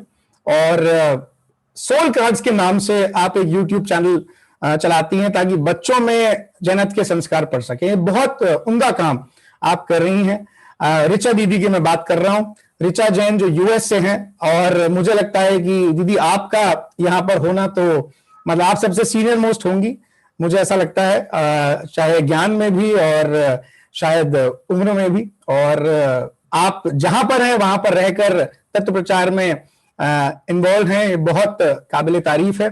आपका जो विषय है आज वो है श्रुत की परंपरा में आचार्य कुंद का योगदान। मैं दोबारा यहाँ पर कह रहा हूं क्योंकि मुझे बार बार ऑर्गेनाइजर द्वारा ये कहा गया है कि विषय शायद कई बार क्लियर नहीं हो पाता है कि किस विषय पर वक्ता आ रहे हैं, और वक्ता अपने विषय के बारे में नहीं बोल रहे हैं, इसलिए उनका विषय मैं यहाँ से दोबारा बोल रहा हूं। तो ऋचा जी जैन जो यूएस से हमारे साथ यहाँ पर आज इस वर्चुअल मंच पे आ रही है अपना वक्तव्य रखने के लिए, उनका विषय है श्रुत की परंपरा में आचार्य कुंद का योगदान। आइए ऋचा दीदी। जय जिनेन्द्र, ओम नमः सिद्धेभ्य। आदरणीय अध्यक्ष महोदय जी, संजीव भैया, पंडित जी साहब, सर्वज्ञ, thank you so much. Organizing committee जिन्होंने, आई कैन अंडरस्टैंड कि डिफरेंट टाइम जोन को मैच करना एंड इतनी बड़ी पूरा management, it's heads off to you guys. And speakers, audience, सभी को जय जिनेन्द्र। मंगलम भगवान वीरो, मंगलम गौतमो गणी, मंगलम कुंद कुंदार्यो, जैन धर्मोस्तु मंगलम। कुंद आचार्य की कृति तो 10 दिशाओं में फैली हुई है। ऐसे चारित्र रिद्धि मुनिराज जो हैं, जिन्होंने श्रुत की परंपरा, श्रुत का उद्घाटन इस भरत क्षेत्र में किया। हम सभी की ओर से उनको सादर नमन। आज अगर हम देखें, हम सभी ने, प्रीवियस वक्ताओं ने भी बताया कि आचार्य जो कुंद थे, उनको उनके माता ने बचपन में ही संस्कार दिए। बचपन में ही घुट्टी में माँ ने वो संस्कार दिए, शुद्धोसी बुद्धोसी निरंजनोसी। तू शुद्ध है, बुद्ध है, तो निरंजन है। और आज उन्हीं संस्कारों का ये फल है कि हमारे हाथ में पंच परमागम है। अगर हम शुद्ध की परंपरा को देखें तो प्रथम शुद्ध की परंपरा जो डाली गई वो आचार्य धरसेन के शिष्य जो थे भूतबली एवं पुष्पदंत मुनिराज, उन्होंने जो परमागम लिखे, उन्होंने जो शास्त्र लिखे, धवला, जय धवला, महाधवला, उनके माध्यम से उन्होंने समझाया कि रोग क्या है। क्या रोग है? जीव और जो कर्म है उसके संयोग से जो जीव की जो संसारिक परिणाम होते हैं, जो ये संसार में घूमता है, वह एक रोग है। और उन्होंने समझाया इन शास्त्रों के माध्यम से गुणस्थान क्या है, मार्गना स्थान क्या है। और ऐसे ही ये शुद्ध परंपरा चलती गई, ज्ञान बहता गया और आचार्य कुंद तक पहुंचा। अब समय यह हुआ कि रोग तो पता चल गया, पर रोग का इलाज क्या है? तो वो रोग का इलाज के लिए जो अभी भी द्वितीय शुद्ध स्कंद का स्थान खाली था, अभी भी मोक्ष मार्ग को समझाने वाला, उसका रास्ता बताने वाली जो बात थी वो अभी भी किसी को पता नहीं थी। अभी हम जैसे लोगों के लिए वो अभी भी एक प्रश्न चिन्ह था। तो आचार्य कुंद जैसे महान जो हमारे आचार्य हैं, उन्होंने पंच परमागम लिखे। उन्होंने समय सार, नियम सार, पंचास्तिकाय, अष्टपाहुर, प्रवचन सार जैसे 5 परमागम लिखे और मूलाचार्य, रायण सार, कुरल काव्य जैसे शास्त्रों को भी ताड़ पत्र पे लिखा। इसके साथ आपने 24 पाहुड़ और भी लिखे जो हमें प्राप्त ही नहीं है अभी। अगर हम देखें पंच परमागमों की बात करें तो नियम सार, नियम अर्थात करने योग्य कार्य, नियम जो हम कहते हैं करने योग्य कार्य है। इसमें मैं आपको एक बात बताती हूँ कि हम कहते हैं हमारा जो मंदिर जाने का नियम है, मेरा डेली नियम है मंदिर जाने का। तो जो देव दर्शन से निज दर्शन का जो पूरा उपाय है वो आपने नियम सार में बताया। अगर हम नियम सार को देखें तो उसमें कारण परमात्मा और सहज शब्द की गूंज पूरे शास्त्र में है। अगर हम मार्केटिंग में जिस बैकग्राउंड से आती हूँ उसमें देखें तो कीवर्ड्स अगर हम देखें तो पूरे नियम सार के कीवर्ड्स क्या हैं? पूरे नियम सार के कीवर्ड्स ही कारण परमात्मा और सहज स्वभावी है, जिसे गुरुदेव श्री ने अपने प्रवचनों में कई बार हमें गहराई से समझाने की कोशिश करी है, उनके पीछे के भावों को समझाने की कोशिश करी है। समय सार, समय सार, समय नाम आत्मा। हम द्रव्य कर्म, भाव कर्म, नौ कर्म से रहित जो शुद्ध परमात्मा है वो समय सार है, हम उसको ग्रहण करें। भजन में भी गाते हैं, समय सार में कुंद कुंद देवने, समय सार में कुंद कुंद देवने, भगवान कहकर जगाय रयो रे, प्रभु थारा ही रंग मा रंगी गयो रे। समय सार की महिमा बताते हुए प्रचनामृत में गुरुदेव श्री ने कुछ इस तरह से उसकी महिमा बताई है। यह समय सार शास्त्र आगमों का भी आगम है, लाखों शास्त्रों का निचोड़ इसमें भरा है। जैन शासन का यह स्तंभ है, साधक की यह कामधेनु है, कल्प वृक्ष है, 14 पूर्व का रहस्य इसमें समाया हुआ है। ऐसा ये महान ग्रंथ समय सार है। प्रवचन सार, प्र अर्थात प्रकृष्ट, उत्कृष्ट, उत्कृष्ट वचन। क्या है उत्कृष्ट वचन? दिव्य ध्वनि उत्कृष्ट वचन है। उस दिव्य ध्वनि में जो सार है वह आपने हमें प्रवचन सार के माध्यम से बताया है। पंचास्तिकाय, 5 अस्तिकायों में जो शुद्ध जीवास्तिकाय है वही एक सार भूत है। अष्टपाहुर, अष्ट का अंक ही एक कमाल का अंक है।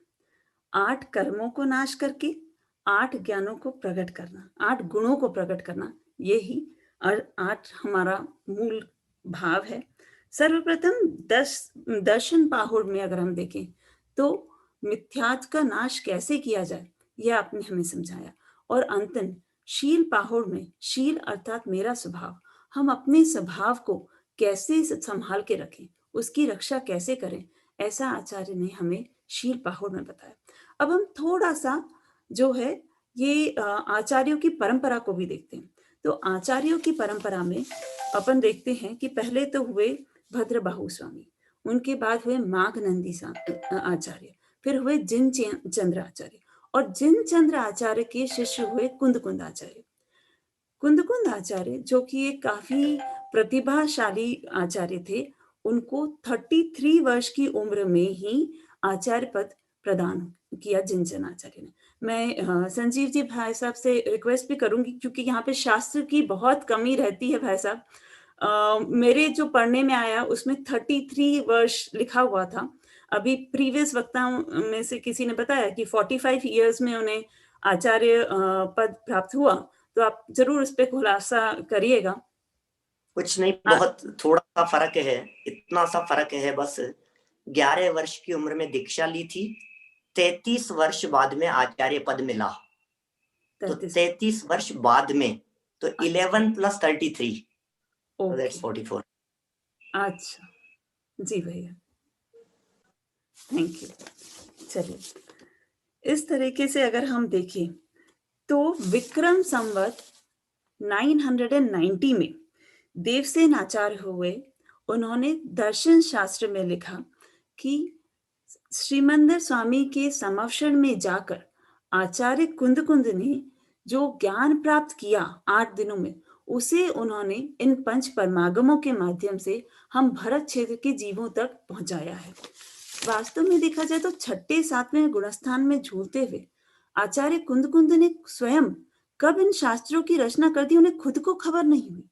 यह तो कुछ ऐसा है कि जैसे कोई पराक्रमी पुरुष वन जंगल में जाकर सिहिनी का दूध धोकर ले आए, वैसे ही आचार्य कुंद ने अपने अंतरात्मा का दूध वन जंगल में बैठकर धुआ है, ताकि भरत क्षेत्र के ये भावी जीव अपने आत्मा का रसास्वादन कर सके, उस अमृत को चख सके। इसलिए उन्होंने इन जिनवाणियों का हम तक पहुंचाया है। अनादिकाल से हम सभी मिथ्या दृष्टि जीव की जितनी भी परिणति थी सब बाहर में घूम रही थी। इन 5 परमागमों को पढ़कर अब थोड़ी अंदर में आने लगी है। हम सोचते हैं कि आचार्य कुंद का बहुत उपकार है कि उन्होंने जो महावीर भगवान की वाणी है वो हम तक पहुंचाई है, हम उनके ऋणी हैं। पर इस ऋण को उतारने का क्या उपाय है? तो जिस तरीके से उन्होंने इन शास्त्रों को, 5 परमागमों को लिखा है, अपनी अंतर की आत्मा की गहराई से लिखा है, उन शास्त्रों को, उन गाथाओं को हम उतने मर्म से अपनी अंतर आत्मा तक पहुंचाएं तो ही फायदा है। और आज यही सोचें कि अपन सब इतनी दुनिया के अलग अलग कोनों से, इतने ऑर्गेनाइजर्स ने हमारे लिए इतनी बड़ा एक सॉल्यूशन क्रिएट किया, एक जिज्ञासा जागृत करवाई, और हम इसको आगे तक लेके जाएं, अपना कल्याण करें।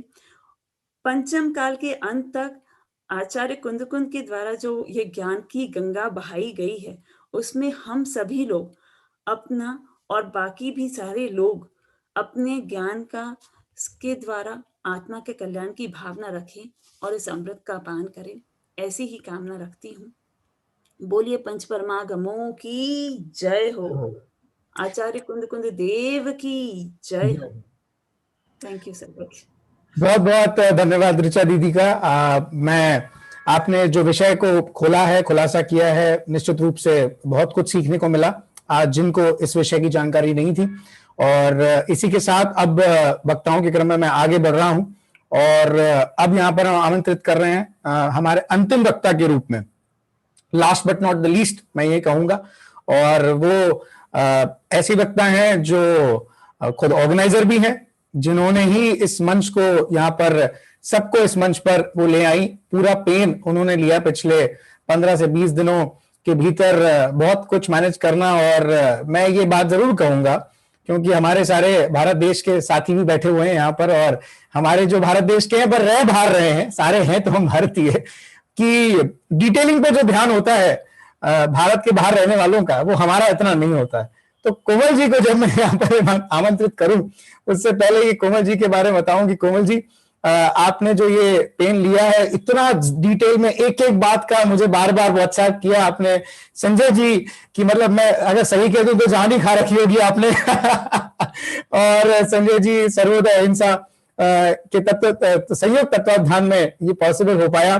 कोमल जी, बहुत अच्छी बात यह है कि आप मैनेज करते हुए आज आप वक्ता भी हैं, आज इस मंच पे अपना विषय भी प्रस्तुत कर रही हैं, ये बहुत बात उल्लेखनीय है। इस बात का उल्लेख करते हुए मैं बताना चाहूंगा कि कोमल जी, अब देखिए सारे देश हो गए, स्विट्जरलैंड हो गया, न्यूजीलैंड हो गया, कनाडा और यूके, यूएस भी अभी हमने सुना ऋचा दीदी को। अब हम चल रहे हैं केन्या, और केन्या ऐसा देश जहां पे कोरोना का प्रभाव बहुत कम रहा, और केन्या में नायरोबी, और नायरोबी में कोमल जी के पास, कोमल जी के बारे में मैं आपको बता दूं कि कोमल जी की न्यूट्रिशनिस्ट हैं, आप योगा थेरेपिस्ट हैं, नेचुरोपैथ हैं, और जो जिस मंच पर आज हम हैं उसकी को फाउंडर हैं, यानी कि वीर कुंद कुंद का हम जैन यूथ एसोसिएशन, ये जो एसोसिएशन है उसकी आप को फाउंडर हैं। और आज अपना जो विषय आप प्रस्तुत करने जा रही हैं वो है कि आत्मानुभूति को सरलता से भव्य जनों को सिर्फ 6 गाथाओं में आचार्य कुंद कुंद भगवान ने बता दिया है समय सार में। उसके लिए एक उन्होंने शब्द भी इस्तेमाल किया है, मंदबुद्धि, पर उसका अर्थ ये नहीं होता है कि कोई पागल है या किसी में बुद्धि नहीं है, पर यह है कि कम रुचि वाले लोगों को उन्होंने मात्र 6 गाथाओं में आत्मानुभूति क्या है बता दिया है, भगवान आत्मा समझा दिया है। उसी विषय को प्रस्तुत करने के लिए मैं आमंत्रित कर रहा हूं मंच पर कोमल जी को, नायरोबी से। आइए Komal ji. Thank you, Sarvagna.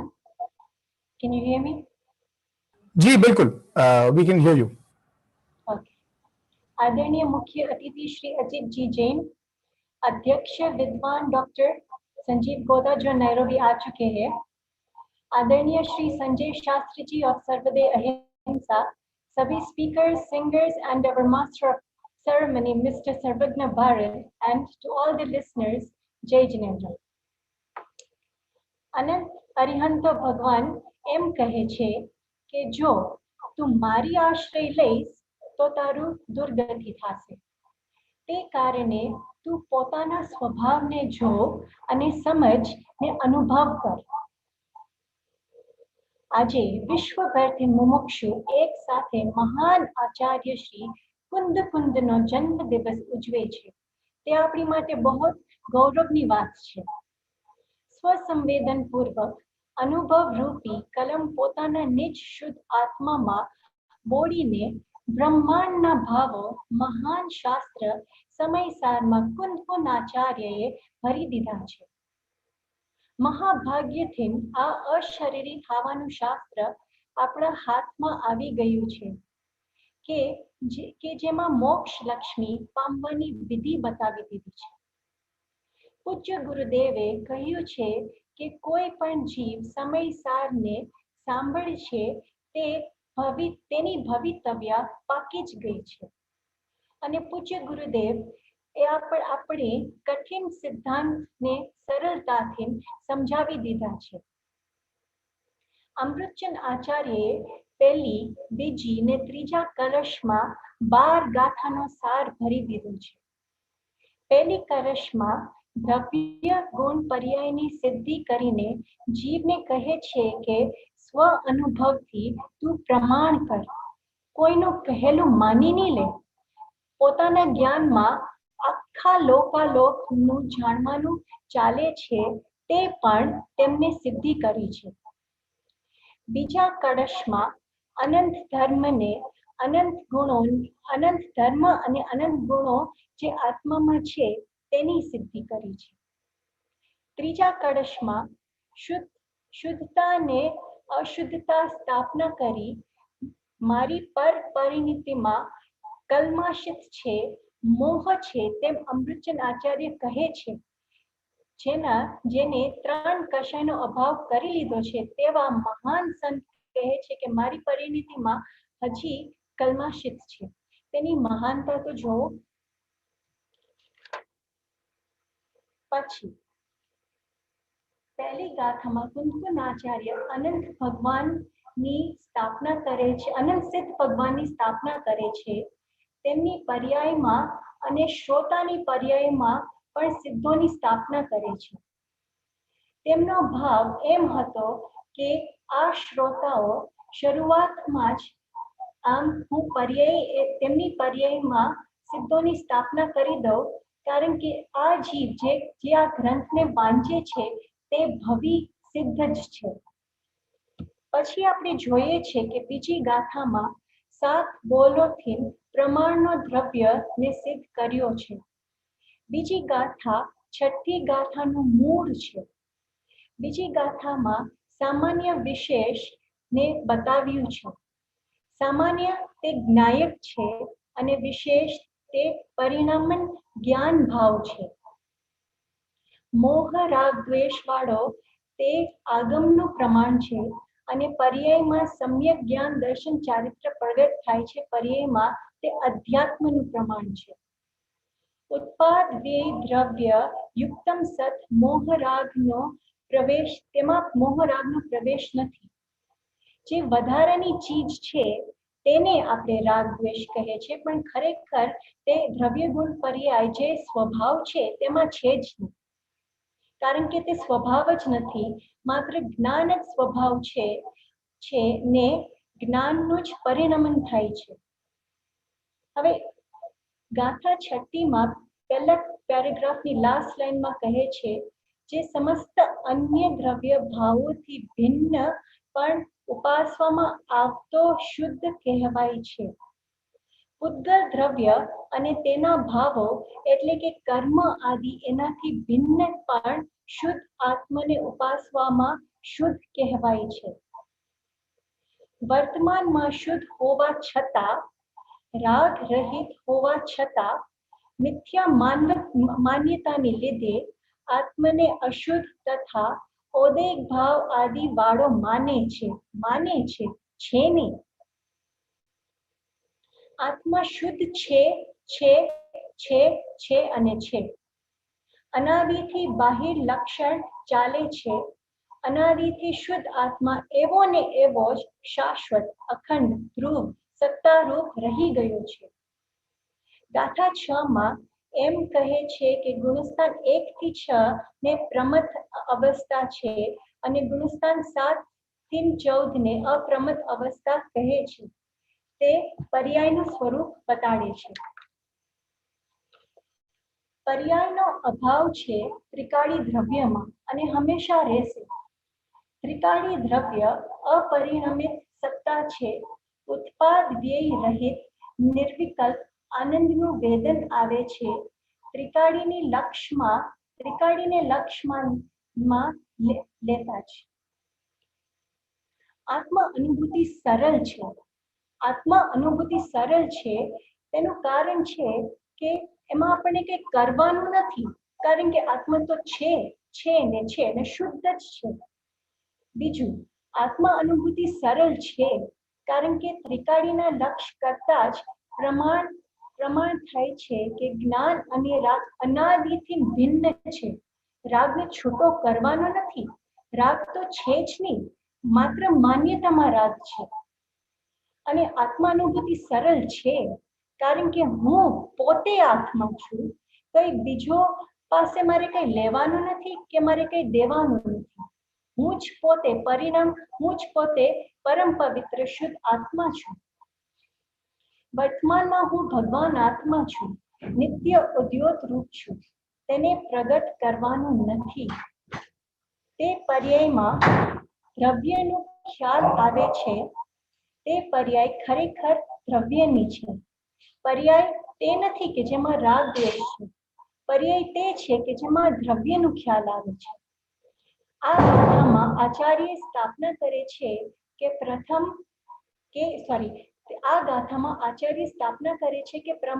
અપ્રમથ અવસ્થા ત્રિકાળી દ્રવ્યમાં નથી. સ્વભાવમાં આ રાગ દ્વેષના પરિણામ નથી થતું. વર્તમાનમાં પરિપૂર્ણ હોવાની લીધે આત્મા અનુભૂતિ સરળ છે, પરંતુ તેનો તે મતલબ નથી કે પુરુષાર્થ કરવાનો નથી. પુરુષાર્થ તો કરવાનો જ છે અને સાચી સમજણ કરવાની છે કે કેવી રીતે આચાર્ય ભગવાન અને ગુરુદેવે આત્મા બતાવ્યો છે, અને તે સમજણ વગર આત્મા સમજમાં નહીં આવે. સરળ તો છે, પણ તેનો તે મતલબ નથી કે આપણને જેમ આપણો અભિપ્રાય હોય તેમ સમજે. જેમ આચાર્ય ભગવાને બતાવ્યો છે તેમ સમજવાનું છે, અને તે કારણે આત્મા અનુભૂતિ સરળ છે, અને તે જ કારણે પશુ પણ આત્મા અનુભૂતિ કરી શકે છે. આ મંગલ ભાવના થીમ કે આચાર્યનો જન્મદિવસ આજે આપણે ઉજવીએ છીએ, અને આપણે બધાય પણ આચાર્ય જેમ આત્મા અનુભૂતિ કરે તેવી મંગલ भावना थे હું આ સ્પીચ ફિનિશ કરું છું. जय जिनेन्द्र। बहुत बहुत धन्यवाद कोमल जी, आपने बताया कि कैसे 6 गाथाओं के रूप में, एक सार रूप में आचार्य कुमकुंद ने आत्मानुभूति समझाई, आत्मा का स्वरूप समझाया। वक्ताओं के का जो क्रम है वो यही अंत होता है। हमारे साथ अलग अलग वक्ता, 6 अलग अलग वक्ता, 6 अलग अलग देश, और साथ में हमारे साथ कई साथी जो हमारे ही देश, भारत देश से यहाँ पर जुड़े हुए हैं, इंडिया से जुड़े हुए हैं। अब मैं कोई और किसी तरह की कोई और भूमिका ना बनाते हुए मैं यहाँ पर आदरणीय संजीव जी गोदा जी को इनवाइट करूं। उससे पूर्व बस एक सूचना के लिए मैं यहाँ पर हमारा जो सर्वोदय अहिंसा से जुड़े हुए हैं और पिछले 1 साल में आपने कई बार स्क्रीन पर देखा हमारे शास्त्री विद्वान जो स्मारक से 37 बैच के पास आउट हैं, समकित जैन जो अरहम पाठशाला में भी अपना योगदान दे रहे हैं, बहुत अच्छे प्रवचनकार भी हैं, जैन दर्शनाचार्य हैं, अभी इस समय MA कर रहे हैं और तत्व प्रचार के लिए सदा तत्पर रहते हैं। एक छोटी सी 2 मिनट की सूचना के लिए, क्योंकि आप सभी लोग अपने अपने घर पर बैठकर जुड़कर वर्चुअली जुड़कर लाभ ले रहे हैं, तो ये पूरा जो वर्ष है इसे समय सार वर्ष के रूप में मनाने का जो एक बीड़ा उठाया है उसके बारे में सूचना देने के लिए मैं यहाँ पर आमंत्रित कर रहा हूँ भाई समकित को। आइए भाई समकित। सभी को सादर जय जिनेन्द्र। पुनः आप सभी के बीच में मैं उपस्थित हुआ हूँ। कहान समय सार संप्राप्ति वर्ष जो यह मनाया जा रहा है उसकी कुछ गतिविधियों की सूचना मैं आपको यहाँ पर दे रहा हूँ। समय सार कहान समय सार संप्राप्ति वर्ष के अंतर्गत बहुत सारी अनेक गतिविधियां संचालित की जा रही हैं सर्वोदय अहिंसा ट्रस्ट के द्वारा, जिसमें अभी प्रतिदिन आप सभी लोग सायकालीन सत्र में सायकालीन समय में आप सभी डॉक्टर राकेश जी शास्त्री नागपुर जो कि तीर्थ धाम ज्ञानायतन नागपुर के तत्वावधान में बहुत सुंदर चर्चा हम जैसे कहें अनेक विद्वान आदरणीय दादा, आदरणीय वीर सागर जी भाई साहब, आदरणीय संजीव जी भाई साहब, मनीष जी भाई साहब आदि अनेक विद्वानों के सानिध्य में यह चर्चा समय सार की चल रही है। आप सभी उसका लाभ अवश्य ले सकते हैं। समय सार कंठपाठ योजना जिसमें आप सभी लोग चाहे वह देश के किसी भी कोने से हो, चाहे विदेश से हो, दुनिया भर के किसी भी कोने से हो, वो है समय सार की मूल गाथाओं को आप कंठस्थ कर सकते हैं। समय सार मूल कलश को आप कंठस्थ करें, समय सार नाटक समय सार को आप कंठस्थ करें। इन सभी की पुरस्कार राशि आप सभी को यहाँ से दी जाएगी जो भी उनको कंठस्थ करेंगे। साथ ही 2 विशेष सूचनाएं मैं आपको दे रहा हूँ। अभी 20 तारीख जो अभी आने वाली है, 20 फरवरी से ही द्रोणगिरी सिद्धायतन हमारा सिद्ध क्षेत्र है, वहां से समय सार विधान का आयोजन किया जा रहा है। 20 से 25 फरवरी तक आप सभी उसका लाभ भी अवश्य लें। इस कहान समय सार संप्राप्ति वर्ष के अंतर्गत ही अष्टानिका महापर्व अभी जो आने वाले हैं, हमारे इस मार्च माह में ही जो अष्टानिका महापर्व आने वाले हैं, उनमें आदरणीय संजीव जी भाई साहब जो कि हमारे इस कहान समय सार संप्राप्ति वर्ष के निर्देशक हैं, आदरणीय भाई साहब के ही निर्देशन में सारा कार्य यहाँ से चल रहा है। ऐसे आदरणीय संजीव जी भाई साहब के ही सानिध्य में अलवर से डॉक्टर हुकम चंद जी भारेल आदरणीय छोटे दादा द्वारा रचित समय सार विधान वहां से आयोजित किया जाएगा। ऑनलाइन यह सारा कार्यक्रम आपको देखने अवश्य मिलेगा, इसलिए आप सभी लोग इन सभी गतिविधियों का अवश्य लाभ लें एवं जुड़े रहें और कहान समय सार संप्राप्ति वर्ष को हम सभी यहाँ से मनाएंगे। धन्यवाद। बहुत बहुत धन्यवाद भाई समकित का। और इस समय मैं ये लोभ संवरण नहीं कर पा रहा हूँ, सर्वोदय अहिंसा और हमारे संजय जी शास्त्री का धन्यवाद ज्ञापित करने के लिए। संजय जी शास्त्री वह नाम जो पर्दे के पीछे रहकर सारा संचालन करते हैं, सामने कभी नहीं आते। अभी आपके सामने आए हैं और आप उन्हें देख सकते हैं। ये है हमारे संजय जी शास्त्री, बहुत मेहनती हैं और हमेशा पर्दे के पीछे रहते हैं। भाई साहब को कई बार मनाना पड़ता है, बोलना पड़ता है, भाई साहब आइए बोलिए। पर तत्व प्रचार के लिए सदैव तत्पर, न दिन देखते हैं ना रात देखते हैं। और जब से लॉकडाउन हुआ, कोविड आया, तो ऑनलाइन उन्होंने ये पूरी बाहर ला दी। और अब देश ही क्या, विदेशों में भी आपके ही बैनर के तले ये सारे आयोजन हो रहे हैं। और बहुत बहुत हम यहाँ से आपको शक्ति देते हैं, हम सारा युवा वर्ग आपको शक्ति देता है भाई साहब, कि आप इसका बीड़ा जो आपने उठाया है ये पूरा सफल होगा। इसके साथ साथ टेक्निकल सपोर्ट में आज जो रहे उनका भी हम बहुत धन्यवाद करते हैं। ये सब आसान नहीं होता है, कभी कुछ टेक्निकल फेलियर हो जाता है, कभी कुछ हो जाता है। हमारे विनीत और भाई आकाश हलाज ये पूरा भी टेक्निकल पीछे से बैक एंड संभाल रहे हैं, उनका भी बहुत बहुत धन्यवाद। और अब बिना किसी भूमिका के और परिचय की कोई आवश्यकता नहीं है। दिन में 3 बार वो अपनी वाणी का से हमें लाभ दे रहे हैं, तत्व ज्ञान समझा रहे हैं, हम सीख रहे हैं, समझ रहे हैं और हमारे प्रेरणा है। आदरणीय संजीव भैया, मैं आपसे अनुरोध कर रहा हूं कि आज की गोष्ठी के बारे में आप कृपया करके हमारे अपने विचार रखें, हमें बताएं, कहीं कोई गलती हो उससे भी अवगत कराएं और जो विषय है उस पर भी थोड़ा प्रकाश डालें। आदरणीय भैया। मंगलम भगवान वीरो मंगलम गौतमो गणी मंगलम कुंद कुंदाद्यो जैन धर्मोस्तु मंगलम सर्व मंगल मांगल्यम सर्व कल्याणकारिकम प्रधानम सर्व धर्मानां जैनम जयतु शासनम जैनम जयतु शासनम। सर्वोदय अहिंसा और नैरोबी का एक नया ट्रस्ट वीर कुंद कुंद कहान जैन यूथ फाउंडेशन के माध्यम से आयोजित ये आचार्य कुंद कुंद के जन्म दिवस का यह प्रसंग अंतर्राष्ट्रीय स्तर पर मनाया जा रहा है और बहुत धूमधाम से हम अभी बराबर इसको मना रहे थे। भक्ति का लाभ लिया, उद्बोधन का लाभ लिया हमने।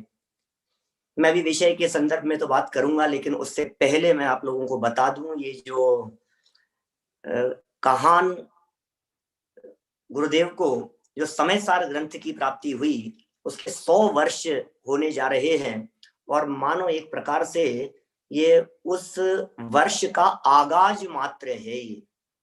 ये आज का ये कार्यक्रम इसलिए है कि आगे आने वाले पूरे वर्ष भर हम समय सार की धूम मचाने वाले हैं पूरे देश में। गुरुदेव श्री के प्रवचनों के माध्यम से, विधानों के माध्यम से, आयोजनों के माध्यम से सर्वोदय अहिंसा ट्रस्ट ने बीड़ा उठाया है इस कार्य को बहुत बड़े लेवल पर पूरी दुनिया भर में फैलाने का। उसके लिए हमारे संजय जी को जितना साधुवाद दिया जाए वो सब कम है। अभी थोड़े बहुत कार्यक्रमों की जानकारी हमारे समकित भाई ने आपके सामने दी है और समय समय पर आपको जानकारी मिलती रहेगी। आप जहां बैठे हैं आप बैठे रहें, कोई बात नहीं, लेकिन उपयोग की एकाग्रता पूर्वक सुनते रहें। जिस नगर में हो, जिस देश में हो, दुनिया के किसी भी कोने में हो, अब यह तत्व ज्ञान आपके घर में घुसकर आपके मिथ्यात्व पर अटैक करने वाला है। तो हम आपके घर में आएंगे आपसे चर्चा करने के लिए, पूरे वर्ष भर आएंगे। आज जैसे हमने अभी सुना 6 वक्ताओं के माध्यम से, सबसे पहले वक्ता थे हमारे स्विट्जरलैंड से अलीशा विशाल जैन। बहुत सुंदर चर्चा की उन्होंने, बोलते हुए ऐसा लग रहा था हिंदी भाषा में ये बोल रहे हैं, सुनकर के कितना अच्छा लग रहा था। कैसे तैयारी की होगी वहां रहते हुए, लगातार इंग्लिश में वर्क करना, काम करना, इंग्लिश में बोलना, और उसके बावजूद भी हिंदी में इतना सुंदर विषय का प्रस्तुतिकरण किया। कोंडेश ग्वाला कैसे कुंद कुंद बन गया, ये चर्चा वहां बैठ करके भी आप कर रहे हैं। निश्चित तौर पर उसके लिए काफी तैयारी पहले से की होगी, पढ़ा होगा, ग्रंथ देखे होंगे, शास्त्र देखे होंगे, कहीं यूट्यूब पर वीडियोस देखे होंगे कि कहाँ से मिलेगा, उसकी पूरी तैयारी की होगी। निश्चित तौर पर बहुत बहुत साधुवाद के पात्र हैं। द्वितीय वक्ता थे हमारे न्यूजीलैंड से राहुल परिंदा पारिक, जो कुंद कुंदाचार्य के 5 नामों की जिन्होंने चर्चा की। बहुत सारे लोग तो ऐसे होंगे जो कुंद कुंदाचार्य के 5 नामों को जानते ही नहीं होंगे। मैंने अभी 2-3 साल पहले कुंद कुंदाचार्य देव की जो जन्मभूमि तो नहीं, क्या कहेंगे उसे, अपन साधना स्थली पोन्नूर, भाई सर्वज्ञ, अपने पोन्नूर में शिविर के अवसर पर, शिविर ने यात्रा के अवसर पर कुंद कुंदाचार्य के ऊपर मैंने प्रवचन किया था। बिल्कुल याद है, प्रवचन है यूट्यूब पर। उसमें 5 नामों की मैंने चर्चा की, तो कितने साधर्मियों ने कहा हम तो जानते नहीं थे 5 नाम भी हैं। जबकि आपको जानकर के आश्चर्य होगा, ये कुंद कुंदाचार्य के 5 नामों का उल्लेख बहुत प्राचीन गाथा में मिलता है, बहुत पुरानी गाथा। गाथा इस प्रकार है, आचार्य कुंद कुंदाख्यो वक्र ग्रीवो महामुनि एलाचार्यो गृध्र पिच्छ इति तन्नाम पंचधा। ये पुरानी प्राचीन गाथा में, और उन 5 नामों की क्या सार्थकता है और किस तरह से ये 5 नाम पढ़े, उनकी चर्चा गुजराती भाषा में की गई। हमारे बहुत सारे हिंदी भाषी साधर्मी साथी ऐसे होंगे जिन्हें कुछ नहीं समझ में आया होगा, लेकिन इतना तो समझ में आया कि आप कुछ समझा रहे हैं, है ना। माने क्या फर्क पड़ता है, कहने का मतलब यह है, आत्मानुभूति भाषा की मोहताज नहीं होती है, सम्यक दर्शन की प्राप्ति भाषा की मोहताज नहीं है। आत्मानुभूति के लिए कोई फर्क नहीं पड़ता है कि आप कौन सी भाषा जानते हैं और कौन सी नहीं जानते हैं। बहुत सुंदर ढंग से आपका प्रस्तुतिकरण रहा। इसके बाद हमारे पिंकेश जी कनाडा से अनेक बार मिले हैं हम, बहुत बार वहां ब्रैम्पटन प्रतिष्ठा, और उससे पहले से मैं जाता रहा हूं। बहुत सुंदर प्रस्तुतिकरण था। 21वीं सदी में आखिर ये जैन धर्म, जैन दर्शन, ये आचार्य कुंद कुंद स्वामी का योगदान, वर्तमान समय में युवा साथी आज ये युवाओं के माध्यम से ये कार्यक्रम देख करके कैसा लगता है। ये आज जैन शासन की पूरी ध्वजा पताका ये सब युवाओं के हाथ में है। माने आचार्य कुंद कुंद स्वामी से चला आया। कुंद कुंद स्वामी क्यों कहें, भगवान महावीर स्वामी, और भगवान महावीर स्वामी ही क्यों, आदिनाथ भगवान से चला आया और अनादि काल से चला आया ये जैन शासन। आज इस जैन शासन की ध्वजा पताका हम लोगों के पास में है, हम लोगों के हाथ में है, युवा साथियों के हाथ में है। और मैं दावे के साथ में ये बात कह सकता हूँ पिंकेश जी, जब आप जैसे साधर्मी लोग वहां कनाडा में रहते हुए, आप जैसे लोग जब परदेश में रहते हुए तत्व ज्ञान से जुड़े हुए हैं, तो इसमें कोई अतिशयोक्ति नहीं है कि ये जैन शासन की ध्वजा पताका पूरे विश्व में अखंड रीति से पंचम काल के अंत तक फैलती रहेगी। माने कोई आश्चर्य नहीं है इसमें, जरूर यह कार्य होगा, होता रहेगा। कितने सुंदर सुंदर बातें जब सुनते हैं, जब आप लोगों से सुनी ये सब बातें, मैं तो हमेशा सुनाने के लिए गया हूँ, आज सुनने का अवसर मिला है आप लोगों से। मैं निमित्त नैमित्तिक संबंध की चर्चा, कर्ता कर्म अधिकार की चर्चाएं, वो गाथाएं, अकर्तावाद की बातें, और आप बतला रहे थे 1000 से ज्यादा भारत में दिगंबर जैन मंदिर है। मैं आपको कहना चाहता हूँ जयपुर में 400 दिगंबर जैन मंदिर है, सिर्फ जयपुर में। बहुत बढ़िया। सिर्फ जयपुर में 400 दिगंबर जैन मंदिर। आपको सुन करके ऐसा लगेगा जैन नगरी है, लाखों जैन है, दिगंबर जैन है, लेकिन फिर भी कितने लोग इस तत्व ज्ञान को जानते हैं, कितने लोग सुनते हैं। आज लाखों लाखों दिगंबर जैनों में से कितने लोग आज कुंद कुंदाचार्य देव की जन्म जयंती है इस बात से परिचित हैं। मुझे अत्यंत प्रसन्नता है इस बात की कि आप परदेश में रह करके भी कुंद कुंदाचार्य देव का ये जन्म दिवस, माघ शुक्ल पंचमी का ये प्रसंग मना रहे हैं, कुंद कुंदाचार्य देव को स्मरण कर रहे हैं। सच में अत्यंत सौभाग्य की निशानी है। इससे बढ़कर और क्या सौभाग्य होगा कि हम कुंद कुंदाचार्य देव को वहां बैठ करके याद कर रहे हैं। हम भारतवासी याद नहीं कर रहे हैं और प्रदेश में बैठे हुए कुंद कुंदाचार्य देव की जयंती मना रहे हैं। इससे बढ़िया बात और क्या हो सकती है। लोग कहते हैं पंचम काल है, पंचम काल है। अरे किसे कहते हैं पंचम काल? चौथे काल में रह करके भी आत्म अनुभव का प्रयास नहीं करे तो उसके लिए वो छठे काल बराबर है। और पंचम काल में रह करके भी आत्मानुभव की यदि प्रेरणा ले, पुरुषार्थ करे तो चौथे काल से बढ़कर है। हम क्या चौथे काल में जन्मे नहीं थे क्या? अनंत बार चौथे काल में जन्म लिया है हमने, अनंत बार। क्या कौन सा न्याल कर लिया? अब इस पंचम काल में आकर के शुद्ध आत्म तत्व की चर्चा कर रहे हैं। समझ लीजिए आप, अब समय बदल गया है, अब सद्भाग्य जागृत हो रहा है, अब भविष्य निश्चित तौर पर बहुत अच्छा है, सुनहरा भविष्य है, गोल्डन टाइम शुरू हो गया है अब अपन लोगों का। ये अपने को समझना चाहिए। ज्योतिष की भाषा में कहते हैं अरे साहब आपका तो गोल्डन टाइम चल रहा है, गोल्डन टाइम चल रहा है। क्या है गोल्डन टाइम? जब अपना आत्मा स्मरण में आए तो गोल्डन टाइम समझना चाहिए। जब अपने को आत्मा की बात स्मरण में आए तो समझना गोल्डन टाइम है।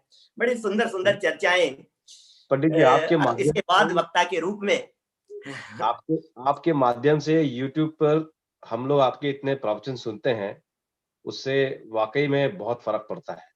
यूथ में जब मैं देखता हूँ, जब मैं अपने यहाँ पर जितने भी मेरे फ्रेंड सर्कल में बात करता हूँ और जब हमारी चर्चाएं होती हैं तो उसमें बट नेचुरली आपके द्वारा बताए हुए जो मोक्ष मार्ग जो आपने इतने अच्छे से और इतनी सिंप्लिसिटी में जो आपने यूट्यूब पे प्रवचन के माध्यम से बताए हैं, उससे अब लोगों में जागरूकता बहुत हो गई है।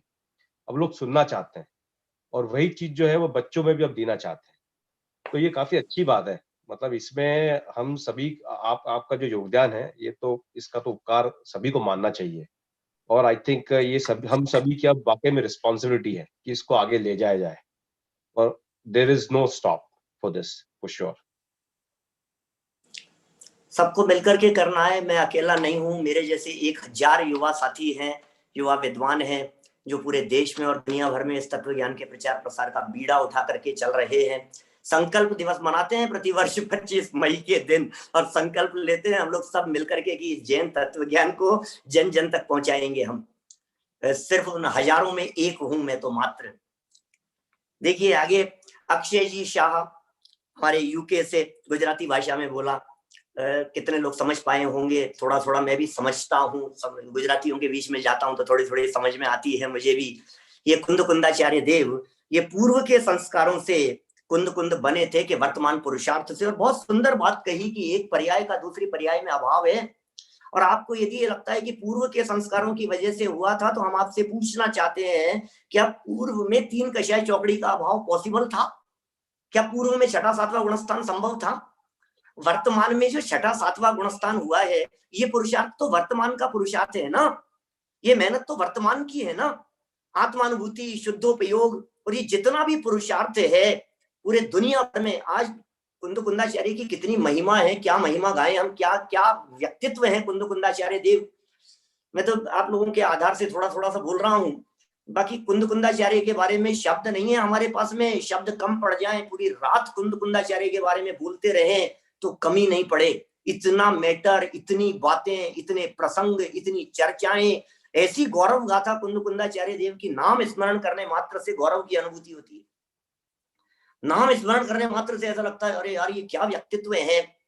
साक्षात भगवान महावीर स्वामी और इंद्रभूति गौतम गणधर के बाद जिन कुंद कुंदाचार्य को याद किया जाता है, आप सोचिए 3 केवली हुए, अनुबद्ध केवली, तीनों अनुबद्ध केवलियों को भूल गए। एक गौतम स्वामी याद है आपको, भूल गए अन्य को।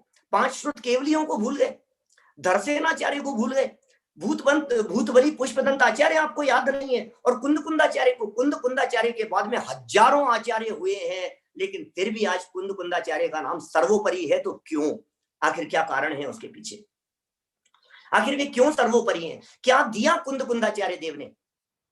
सारी परंपरा एक तरफ है, जहां कुंद कुंदाचार्य का नाम आता है वहां दिगंबरत्व की शुरुआत हो जाती है। कुंद कुंदाचार्य से दिगंबरत्व जुड़ा हुआ है। आप जानते हैं पुराने समय में प्रशस्तियां नहीं लिखी जाती थी प्रतिमाओं के ऊपर, प्रशस्ति लिखने की परंपरा नहीं थी।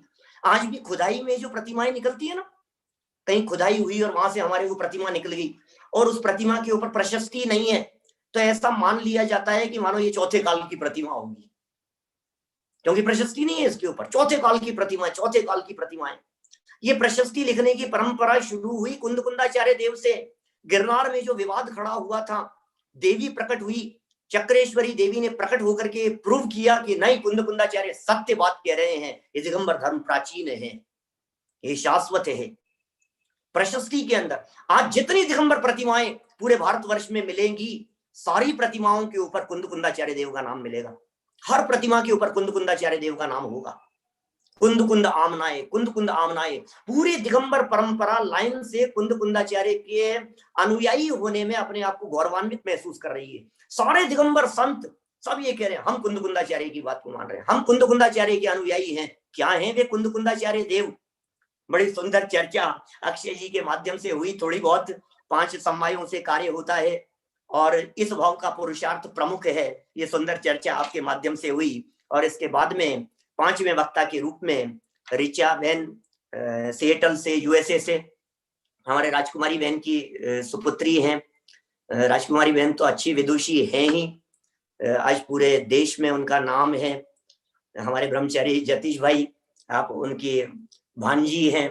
बचपन से अच्छे संस्कार मिले हैं, तत्व ज्ञान के संस्कार मिले हैं और वे तत्व ज्ञान के संस्कार वहां अमेरिका में जाकर के भी कायम हैं और उसे आप रखे हुए हैं और वहां भी बच्चों को पढ़ाते हैं, संस्कार देते हैं। बहुत सुंदर श्रुत परंपरा में कुंद कुंदाचार्य के योगदान की आपने बात कही और पंच परमागमों का संक्षिप्त परिचय आपके माध्यम से प्रस्तुत किया।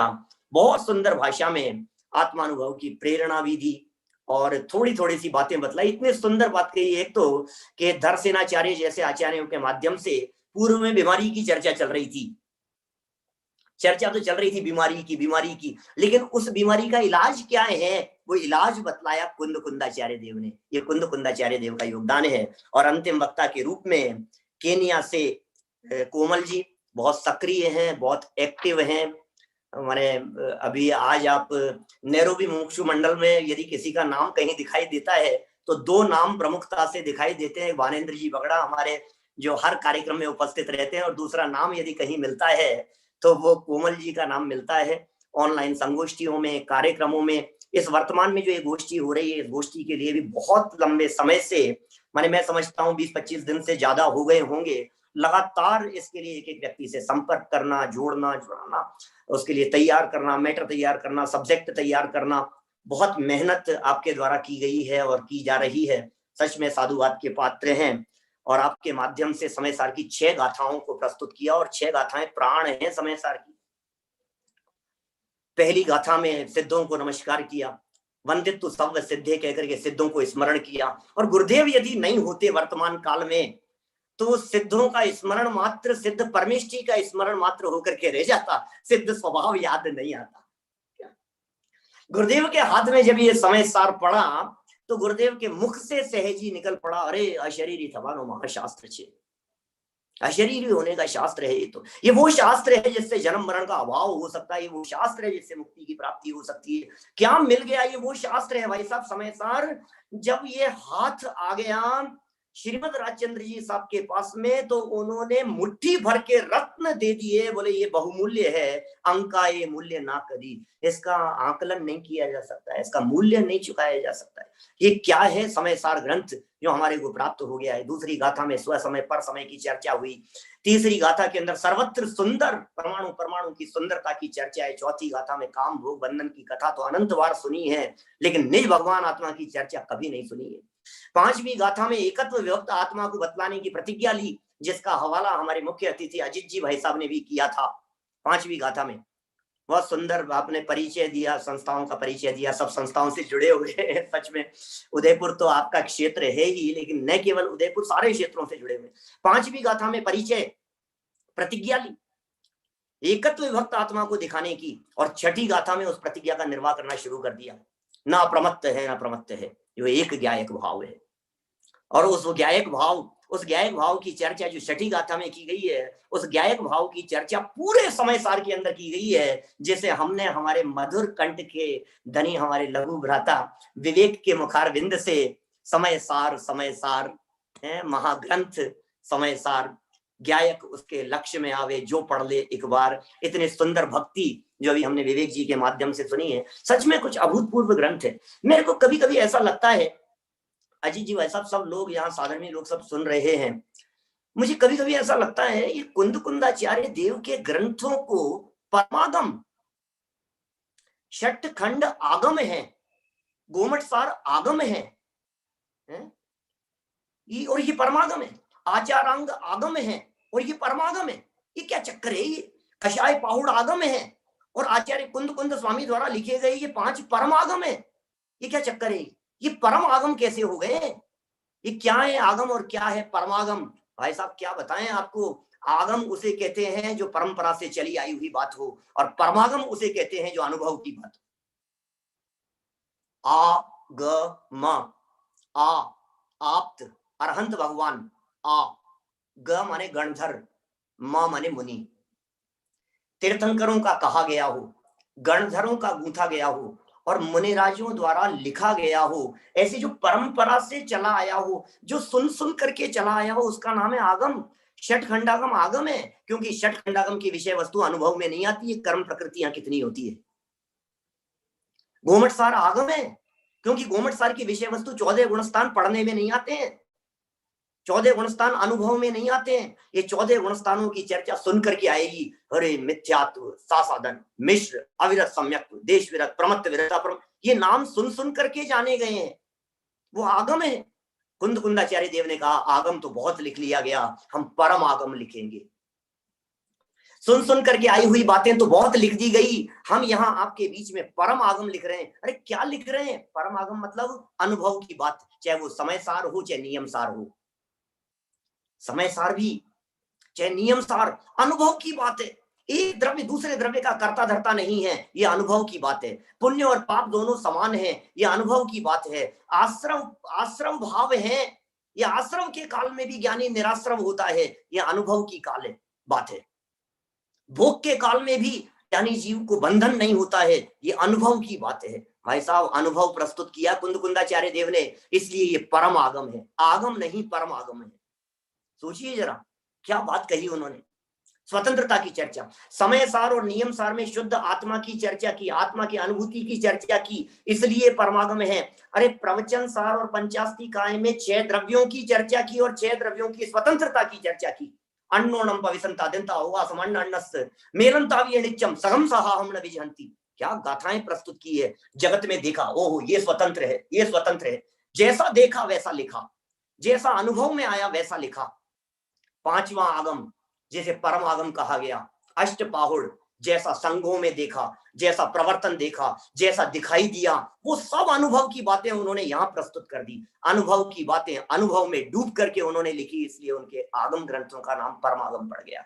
आत्मा अनुभूति की चर्चाएं हैं, वेद विज्ञान की चर्चाएं हैं, संसारी जीवों को मोक्ष की कैसे प्राप्ति हो वो चर्चाएं हैं। इसमें प्रवचन नहीं करना है, व्याख्या नहीं करनी है, मुझे मालूम है समय बहुत सीमित है, आप लोग बहुत देर से बैठे हुए हैं यहाँ पर, तो भाव बन जाता है, तो पता नहीं शब्द आते हैं अपने आप ही, बोलने का भाव बनता है।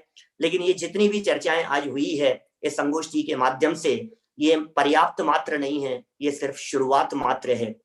समय सार का परिचय आज थोड़ा बहुत हुआ होगा, लेकिन समय सार को कम से कम इस समय सार वर्ष में हम आद्योपांत पढ़ने का संकल्प लेंगे, हम चलाएंगे।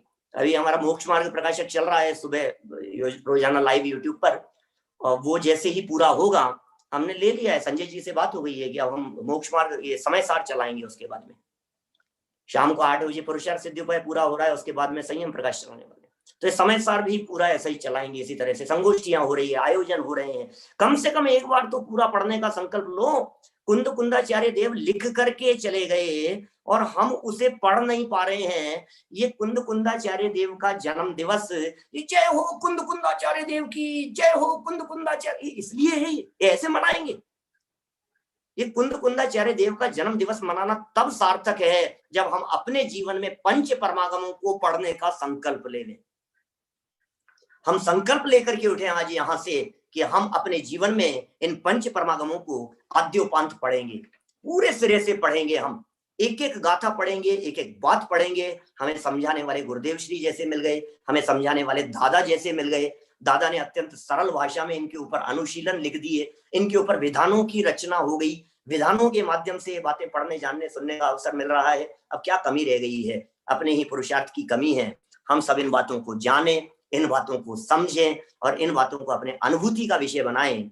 इसी मंगल भावना से मैं अभी की बात को यहीं विराम देता हूं और अंत में आभार प्रकट करना चाहता हूं सच में इस सफल संचालन के लिए हमारे सर्वज्ञ जी का, बहुत सुंदर भक्ति के लिए हमारे विवेक जी का, और इस पूरे आयोजन को जोड़ने के लिए कोमल जी का, और हमारे सर्वोदय अहिंसा के संजय जी का, हमारे मुख्य अतिथि के रूप में यहाँ मंच पर विराजमान हमारे अजित जी भाई साहब का, जिनका सक्रिय सहयोग और मार्गदर्शन हमें सदा काल मिलता रहता है। सभी का बहुत बहुत आभार। और आगे हमारे सर्वज्ञ जी। बहुत बहुत धन्यवाद भैया, आपने मेरा और सारे ऑर्गेनाइजर का काम कर दिया। सबको आभार। आप बड़े हैं, आपका पूरा अधिकार है। और ये आपने बहुत सुंदर बात कही कि हम बाहर झांक रहे हैं, अपने अंदर झांकने की जरूरत है। हम ये झंडा तो मतलब हमने उठा लिया है कि समय सार वर्ष चलाएंगे, पर वास्तव में अपने आप में संकल्प लेने की आवश्यकता है कि हम खुद कितनी बार समय सार पढ़ेंगे इस साल। ये हम इसके बारे में हम जरूर आज चिंतन करें आज की रात। और फेडरेशन, युवा फेडरेशन का हमारा एक नारा है आत्मानुभूति और तत्व प्रचार, और हम आपस में कभी बैठते हैं कई बार तो ये चर्चा जरूर करते हैं कि तत्व प्रचार पे तो सबका ध्यान है, पर आत्मानुभूति का क्या हुआ। तो आत्मानुभूति हमारा पहला फोकस हो और उसके बाद तत्व प्रचार तो खुद ब खुद हो ही जाएगा। मैं धन्यवाद करता हूं भैया का, हम तो कृतज्ञ, हमें छोटा प्रवचन सुनने को मिल गया। और ये भैया का बड़प्पन है कि दिन में 3 बार करने के बावजूद वो अभी भी 11 बजे थक नहीं रहे हैं, सुनाने के लिए तैयार हैं और सुनने वाले भी तैयार हैं। तो ये बहुत अच्छा समय है और इस अच्छे समय के साथ साथ इसी अच्छे मोमेंट पे मैं अब बस अंत की ओर हम हैं और इस कार्यक्रम का फॉर्मल जी बिल्कुल, मैं आपको ही बुला रहा हूं कोमल जी। और अब मैं मंच दोबारा वीर कुनकुन काहन जैन यूथ एसोसिएशन की को फाउंडर कोमल जी को ये मंच सौंप रहा हूं, वो आए और अपनी बात रखें। Komal ji. Thank you, Sarvagya. You've been an absolute fantastic master of ceremony, and it has been a pleasure to work with you. We have been talking on the phone since the last maybe 10-12 days. और आप सबका बहुत बहुत आभार कि आप सब आज हमारे ये प्रोग्राम में आए। और हमारा भाव यही था कि हम कुनकुन आचार्य का नाम विश्व भर में फैल जाए। इसलिए हमने संजय जी शास्त्री से कहा कि ये जो कुनकुन आचार्य का जन्मदिन हमें ऐसे मनाना है कि पूरे विश्व में कुनकुन आचार्य का नाम फैल जाए। तो ऐसा कुछ हम करते हैं और हमेशा की तरह संजय जी शास्त्री ने बहुत ही साथ दिया और बहुत अच्छे आइडियाज के साथ हमने ये प्रोग्राम किया। So again, thank you very much to Sarvodaya Ahimsa team and especially to Sanjay ji Shastri. Thank you once again to Sanjeev ji Goda for your presence, for your wisdom, and just for your